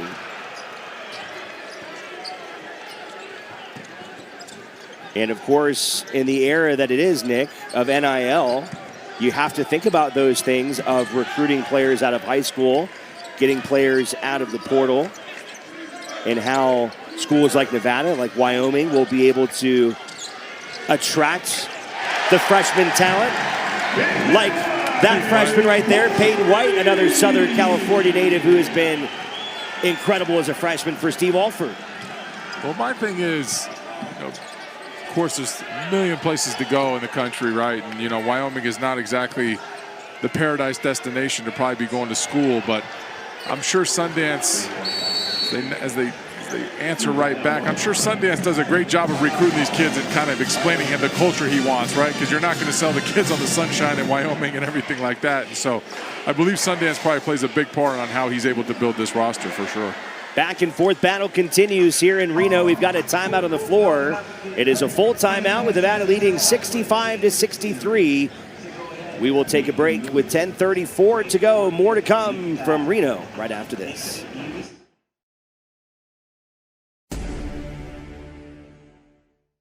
Old Trapper Beefs. Pack Smash. My peanut butter and jelly.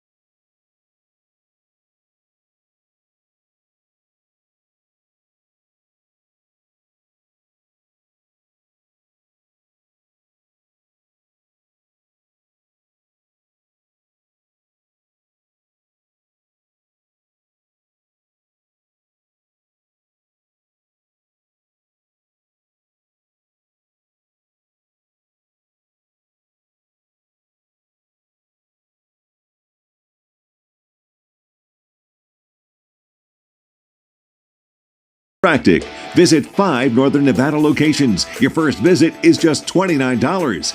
And by Toyota. Let's go places. From the biggest little city in the world, Reno, Nevada, University of Nevada campus. Look at the Mountain West Conference standings coming into play. Nevada, 3-1, tied with New Mexico, Utah State, San Diego State at the top.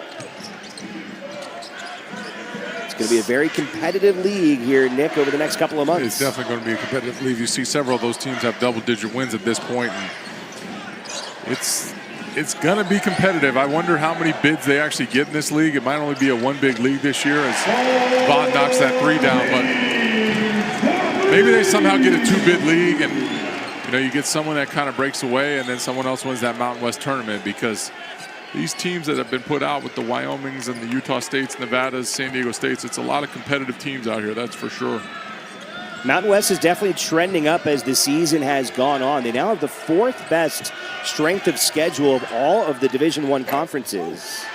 They're also number 6 in nets behind the power conferences, SEC, Big 12, Big 10, ACC, Big East. So it is a conference that's really playing better basketball as the season's going on. I think we just kind of get maybe the clouded vision of, Boise State losing that Division II, and San Diego State didn't come out, but the stats that you just read there, Alex, are definitely impressive stats, and those are stats that are going to hold true come March and when the selection committee is ready to make their decisions. So you'd like to think that the Mountain West, you said, is trending north, and maybe I'm wrong. Maybe it ends up being a 2-3 bid league, because both of these teams look very competitive and could definitely pose a problem for some of these bigger schools. I mean, Wyoming already went to Tech and only lost by 4.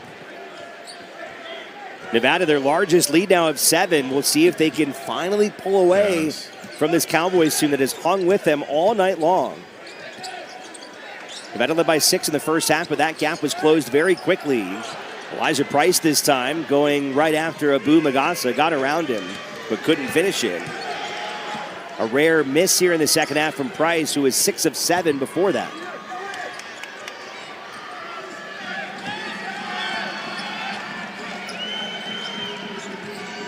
Meyer, whistle as he was driving.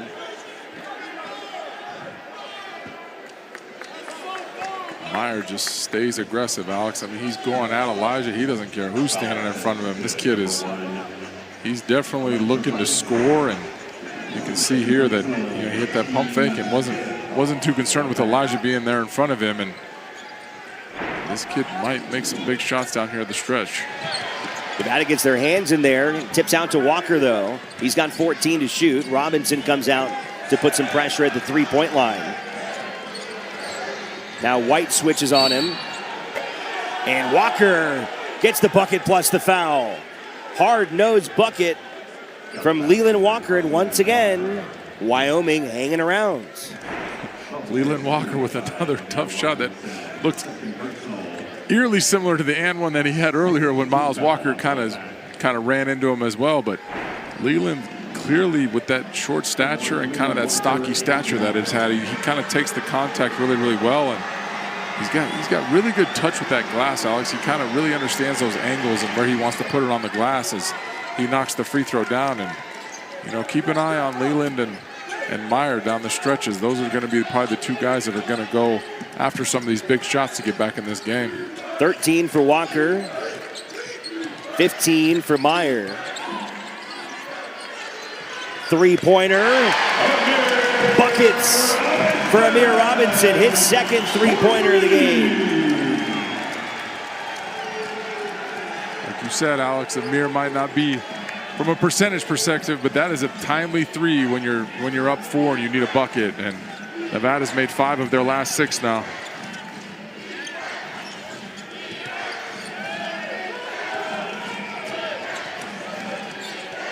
(73-66), a 7-point lead for Nevada. Meyer rattles around and out this time. Had a good look at it. Just off the mark. Big possession here for the Pack. You'd like to see them make sure they get one going towards the basket. Make sure you try to get something good here. You can't afford a turnover with this 7-point lead. Tayshawn Comer left that one short. Maybe force that one a little bit. Cowboys coming downhill, 7:15 to go. Nas Meyer, and he draws the foul.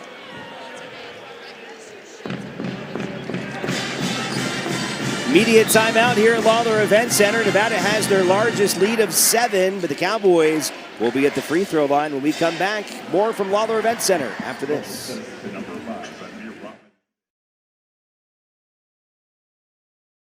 Out of your accounts every day. With digital banking, you can pay bills online, set up personalized budgeting tools, easily transfer money between accounts, and more. Plus, you can get paid up to 2 days sooner when you set up direct deposit. Get started at cu1.com. Old Trap.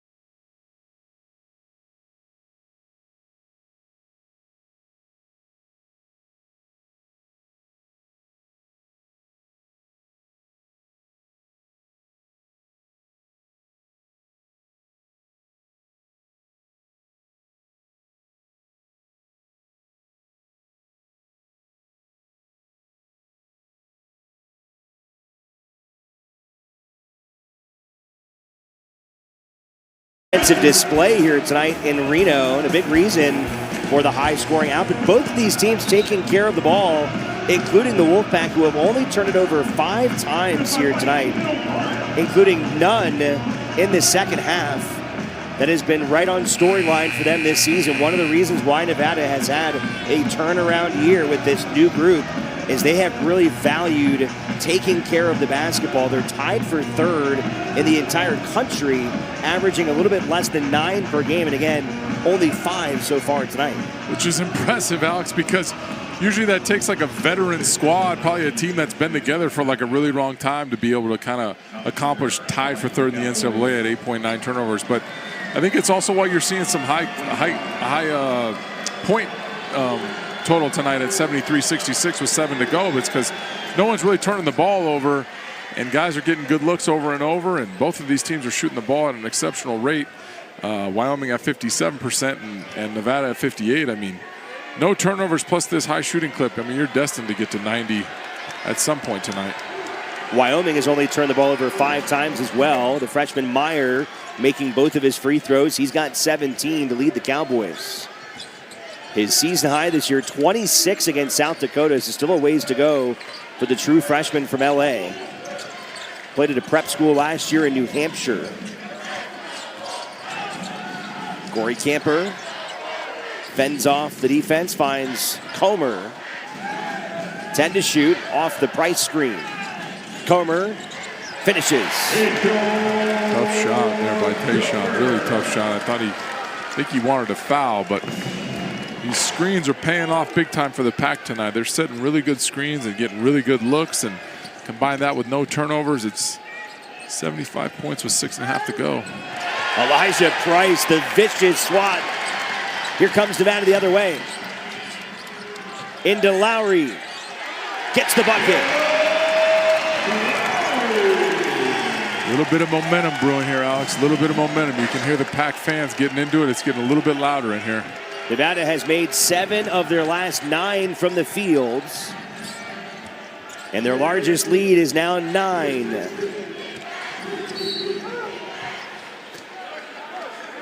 On the drive from Meyer, he'll head back to the free throw line. As you see Elijah here with this big time block, is able to get out in transition, and Tayshaun running it and get into Lowry right there in front of the rim. Really good 2 possessions there for the Pack as they get that done and carry this 9-point lead. Meyer back to the free throw line, but you got to keep putting together good possessions here, Alex, down the stretch, because I think that's what's going to get it done. I mean, they've proven that they're not going to be able to turn this ball over late, and you'd hate for something like that to start happening here with 6 minutes to go. But they've been really efficient offensively, setting really good screens, moving the ball around, getting good looks. So I would guess that continues going into this last 6 minutes, and it's going to be really hard for the Cowboys to claw back into this. Meyer keeping them in it with 19 points. He's 6 of 11 from the floor, and he's made all of his free throws, 4 of 4. Nevada by 8 with 5:50 to go.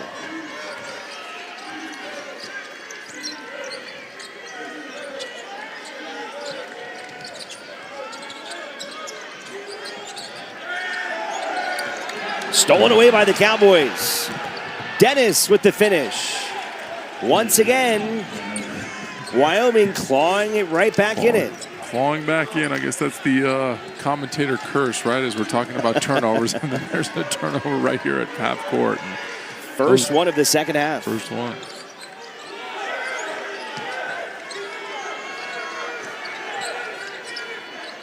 Corey Camper, 3-pointer on the way. Yes, sir. And that is a career high, 28 points. Another flare screen. Just it looks like it's like a carbon copy of the first half, and you saw Sundance shouting at his players. But you set good screens on that flare screen. It's hard, and Corey's got the hot hand tonight, so he only needs a sliver of daylight to knock these down tonight. For the most points in a Division I game for Corey Camper Jr., who had 27 earlier this year against UC Santa Barbara. He had previously scored 40 points when he was in junior college. I do want to correct that one. He did not score 40 at UTEP. So that is a new career Division I high for Corey Camper Jr., who has been lights out with also a season high 5 3-pointers in this one. Alex, wouldn't you like to see him to get to 30? It'd be nice to be able to say you got the 3-0. You know, it always feels a little bit better than 28. But Elijah doing his best to get this points in the paint as even as possible. But he's going to go back to the free throw line, and it's going to be hard going down the stretch here for Wyoming as the Packer just making them pay each and every way.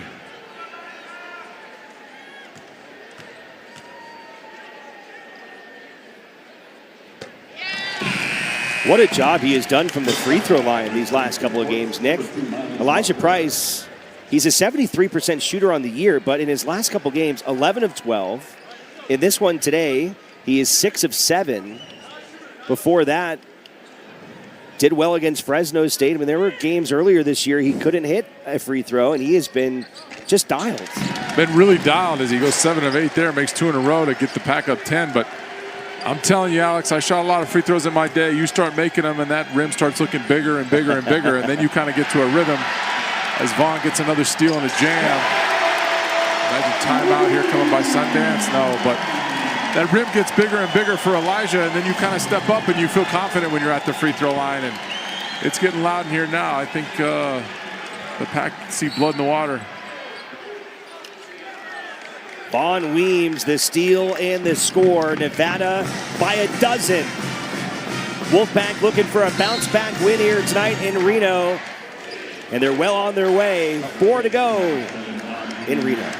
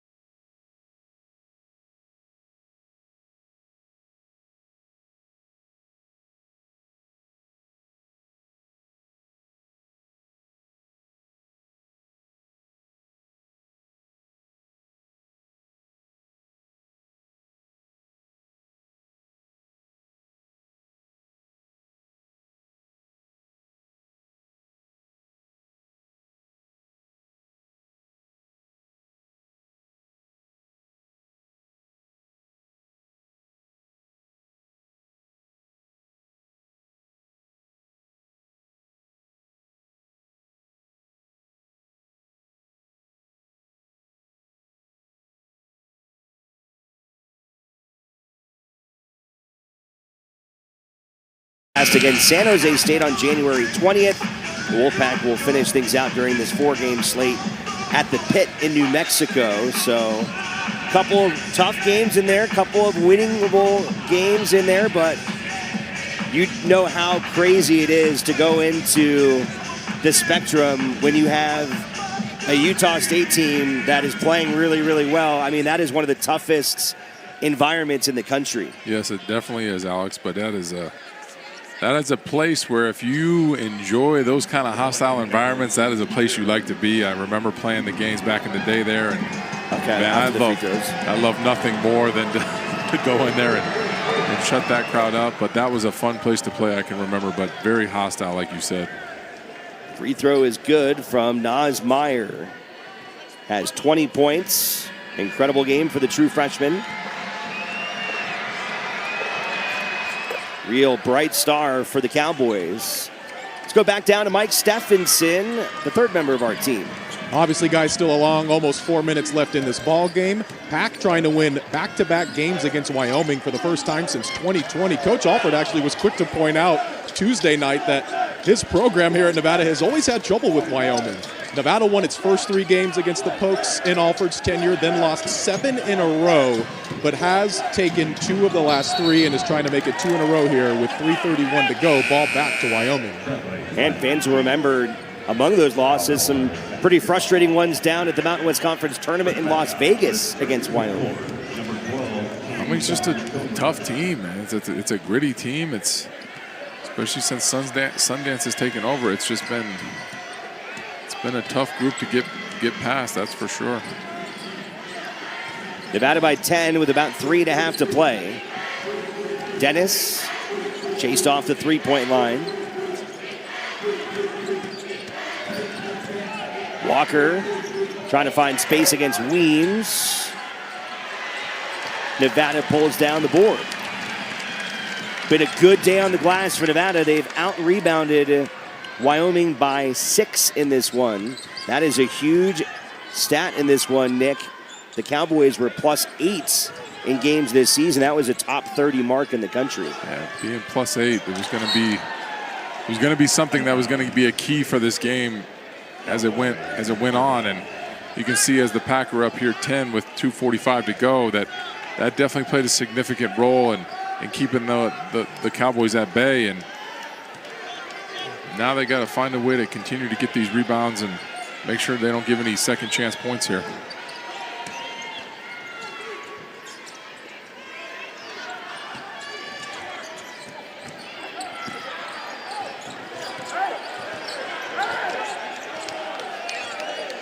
Eight to shoot for the Cowboys. From the corner is Jericho. Offensive rebound, Wyoming. No problem. And a whistle down underneath the hoop. Want to go down?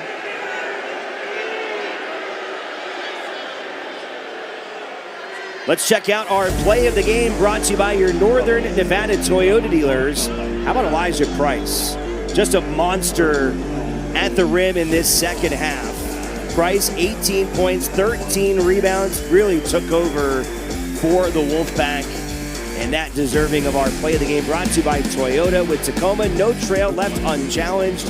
Visit your Northern Nevada Toyota dealer today. Toyota, let's go places.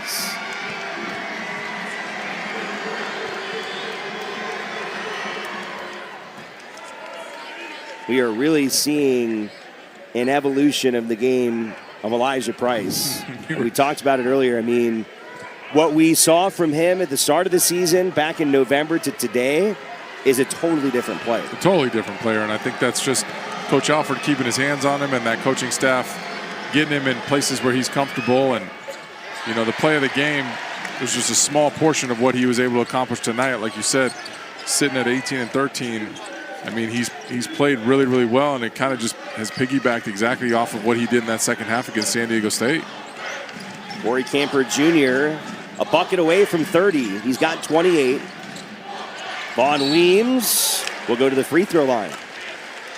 We started talking earlier in the broadcast about NIL, the impacts, and they're certainly felt all across college basketball. And I was starting to talk about, how Nas Meyer lands at Wyoming. He had offers from Marquette, from Arizona State. He's got 21 points in this game. You look at a guy like Elijah Price, who's really starting to step up his game here as a redshirt sophomore. It's hard, I think, now at this point as fans or those commentating on games to think about when you have these guys having these kind of breakout starring sort of moments in a season is how do you hang on to them? And maybe it's kind of impossible to hang on to a guy like Nas Meyer after his freshman season. He's just going to go and get that money. Even with a guy Elijah Price, like, can Nevada retain him next year? And that's going to be a big question mark.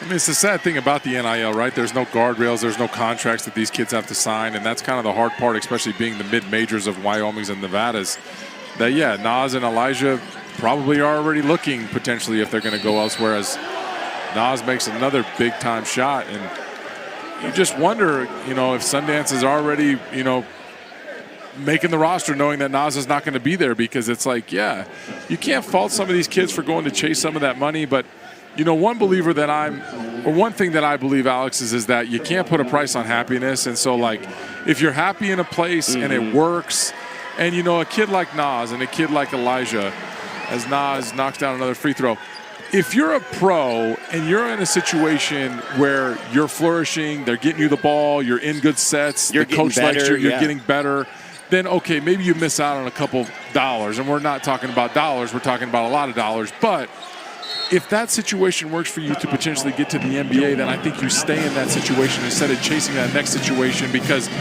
you go to North Carolina and there's 5 Nas Meyers there, and all of a sudden you're having to outshine that. So that's what I kind of believe, is that when you're happy at a place and you're flourishing in that place and you're getting better, why not just stay and kind of look at your future differently?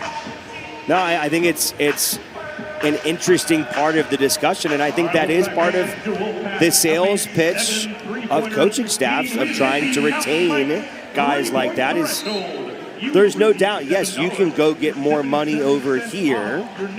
Are you going to be in as good of a situation to be successful, to be better as a player, to get you to the NBA? I mean, there also are going to be guys that, let's face it, never going to have a chance at the NBA. And so they're going to have to cash in while they do.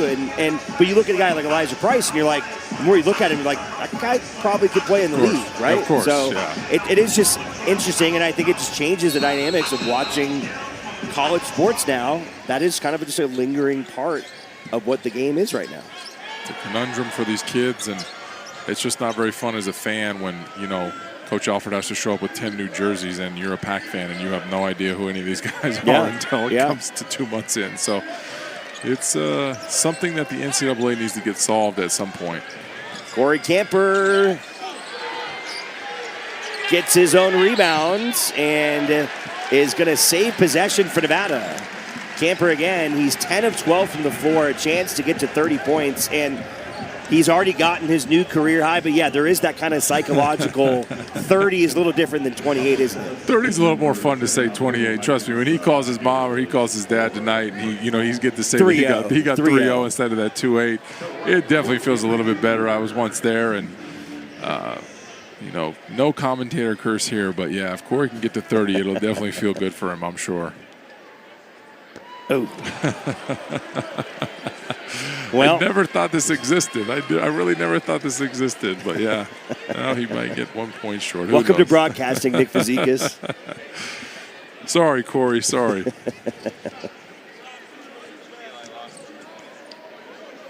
A really good night for Corey. Incredible. Incredible night. I mean, as you said, he had 4 threes in the first half. The kid shot the cover off the ball.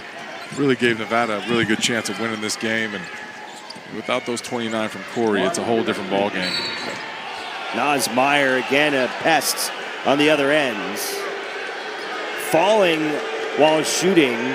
Almost got that one to go in. He draws the foul, and he's going to go shoot 3. 24 points for Nasir Meyer, the 6'7" freshman from L.A. And he's 2 away from tying his career high this season.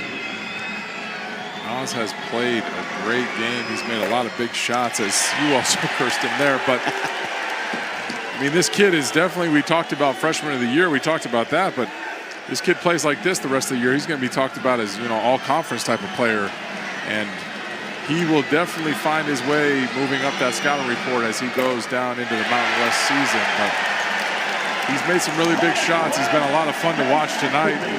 The future is really, really bright for Naz Meyer, that's for sure. So he had a chance to at least tie his season in career high, which was 26 against South Dakota. He's got 24.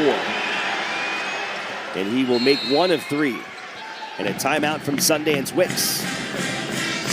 Want to go to it here?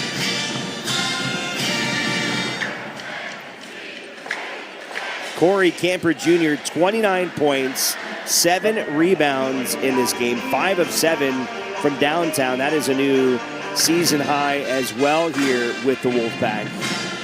Pretty tough to vote against him, I think. Nick is our Savage and Son player of the game. He was incredible tonight. He was incredible. I mean, Elijah had a great night, but Corey just played so well from the get-go, made shots early, got a couple of those flare screens, and just looked really, really in rhythm. Big-time block there. But Corey was a lot of fun to watch tonight, and we hope he continues this rhythm going into next week and throughout the season, because these kind of nights make it a little bit easier for the Pack to pull off a win when Corey's shooting the ball like this. Player of the game presented by Savage and Son, serving the Northern Nevada community for over 130 years. Nevada was out without Camper Jr. for 4 games with a back injury. Came back against Fresno State, played 23 minutes off the bench.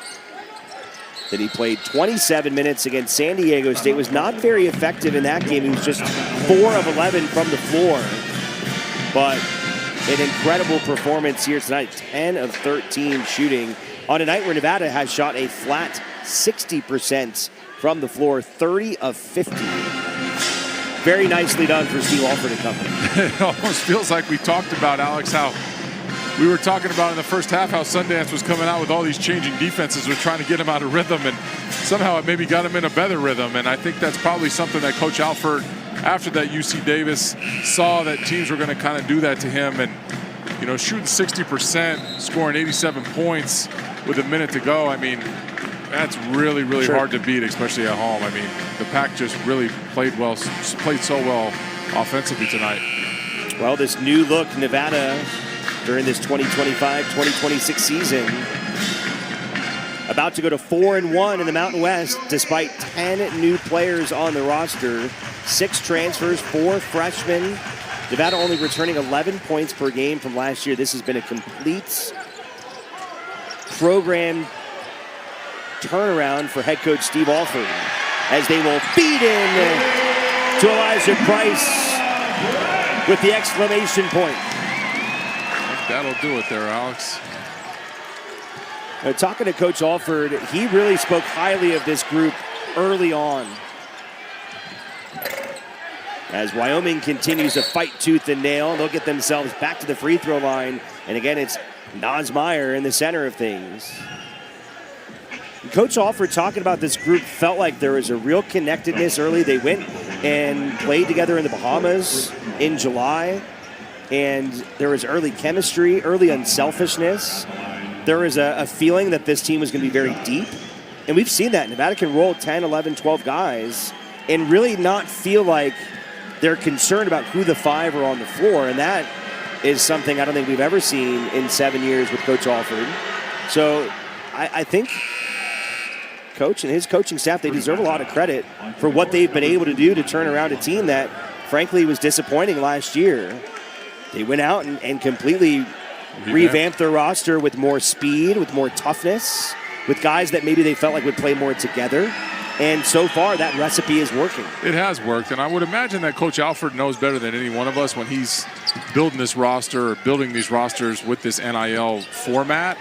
And when he probably felt the chemistry up front right off the bat, especially when they were in the Bahamas or whenever he started to feel it, it had to be a very, very positive feeling for him because, I mean, over this NIL era and ever since this has started back in 2021, I mean, Coach Alford has probably walked into some, coaches meetings and been like scratching his head about chemistry and like, how is this kid going to play with this kid or this and that? I mean, it is a big puzzle, I'm sure, when you're putting it together as a recruiting process. And then finally when you get all the kids on campus and then you see that so-and-so is relating to the other guy and this and that, it's got to be a great feeling as a coach, because putting that puzzle together just cannot be easy from a mid-major standpoint, or I mean even at the high major standpoint, when you just have kids just changing schools, you know, year after year after year. So this team has a lot of cohesiveness. They have a lot of chemistry, and like you said, Alex, I mean, it doesn't really matter what five are out there. It kind of feels like a comfortable five, and you see so many different lineups through the course of a game.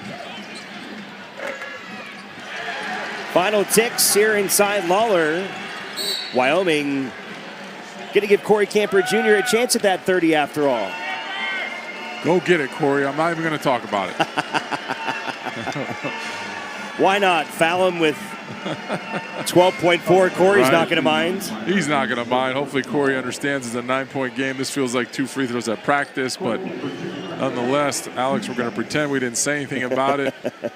All you got to do is shoot 50%, kid. Hey. There you go. 30. There 3-0, it is. baby. The big 3-0. So now Corey has a new career high at 30, which is always a little bit better than staying at 29.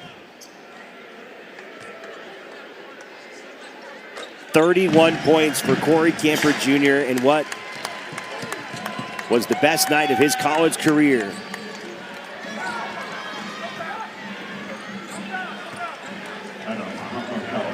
$92 points for the Wolfpack, and an emphatic bounce-back win for the Wolfpack after a defeat earlier this week.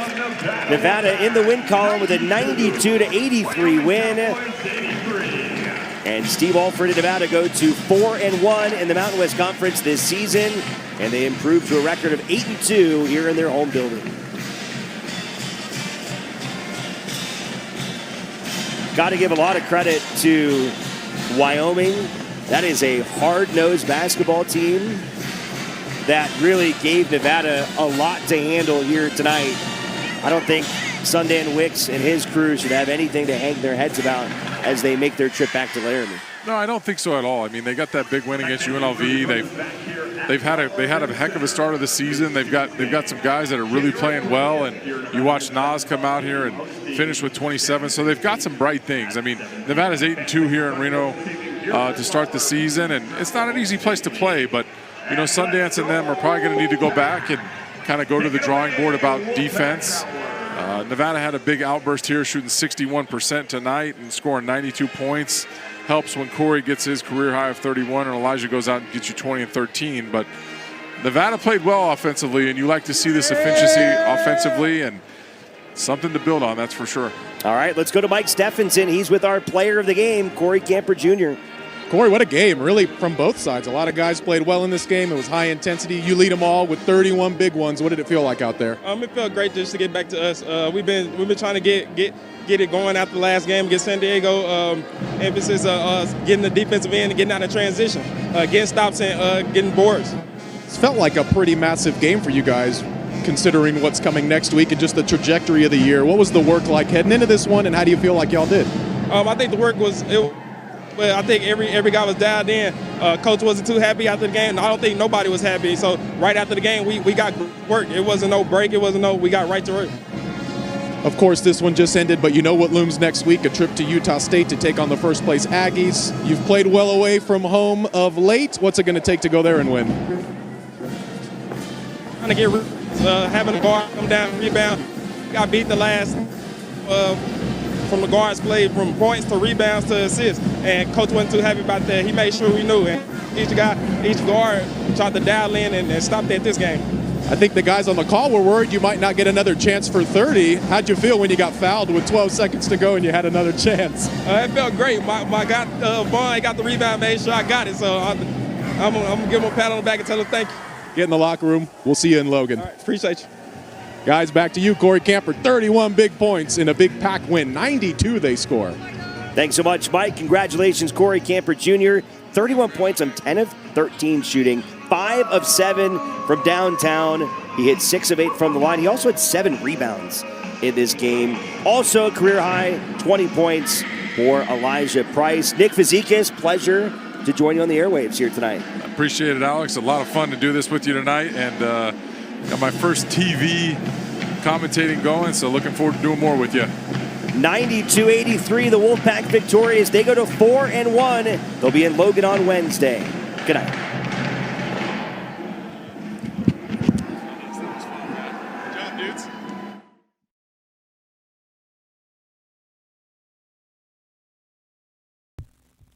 So that's it. Wyoming with the final points of the game, getting to 83, but it's Nevada who takes away the 9-point victory. You have Corey Kemper, who is a player of the game, scoring 31 points, 10 of 13 from the field. Then you have Price as well, Elijah Price, who had the play of the game that was shown at the 2:11 mark of the fourth quarter, or the second half, I should say.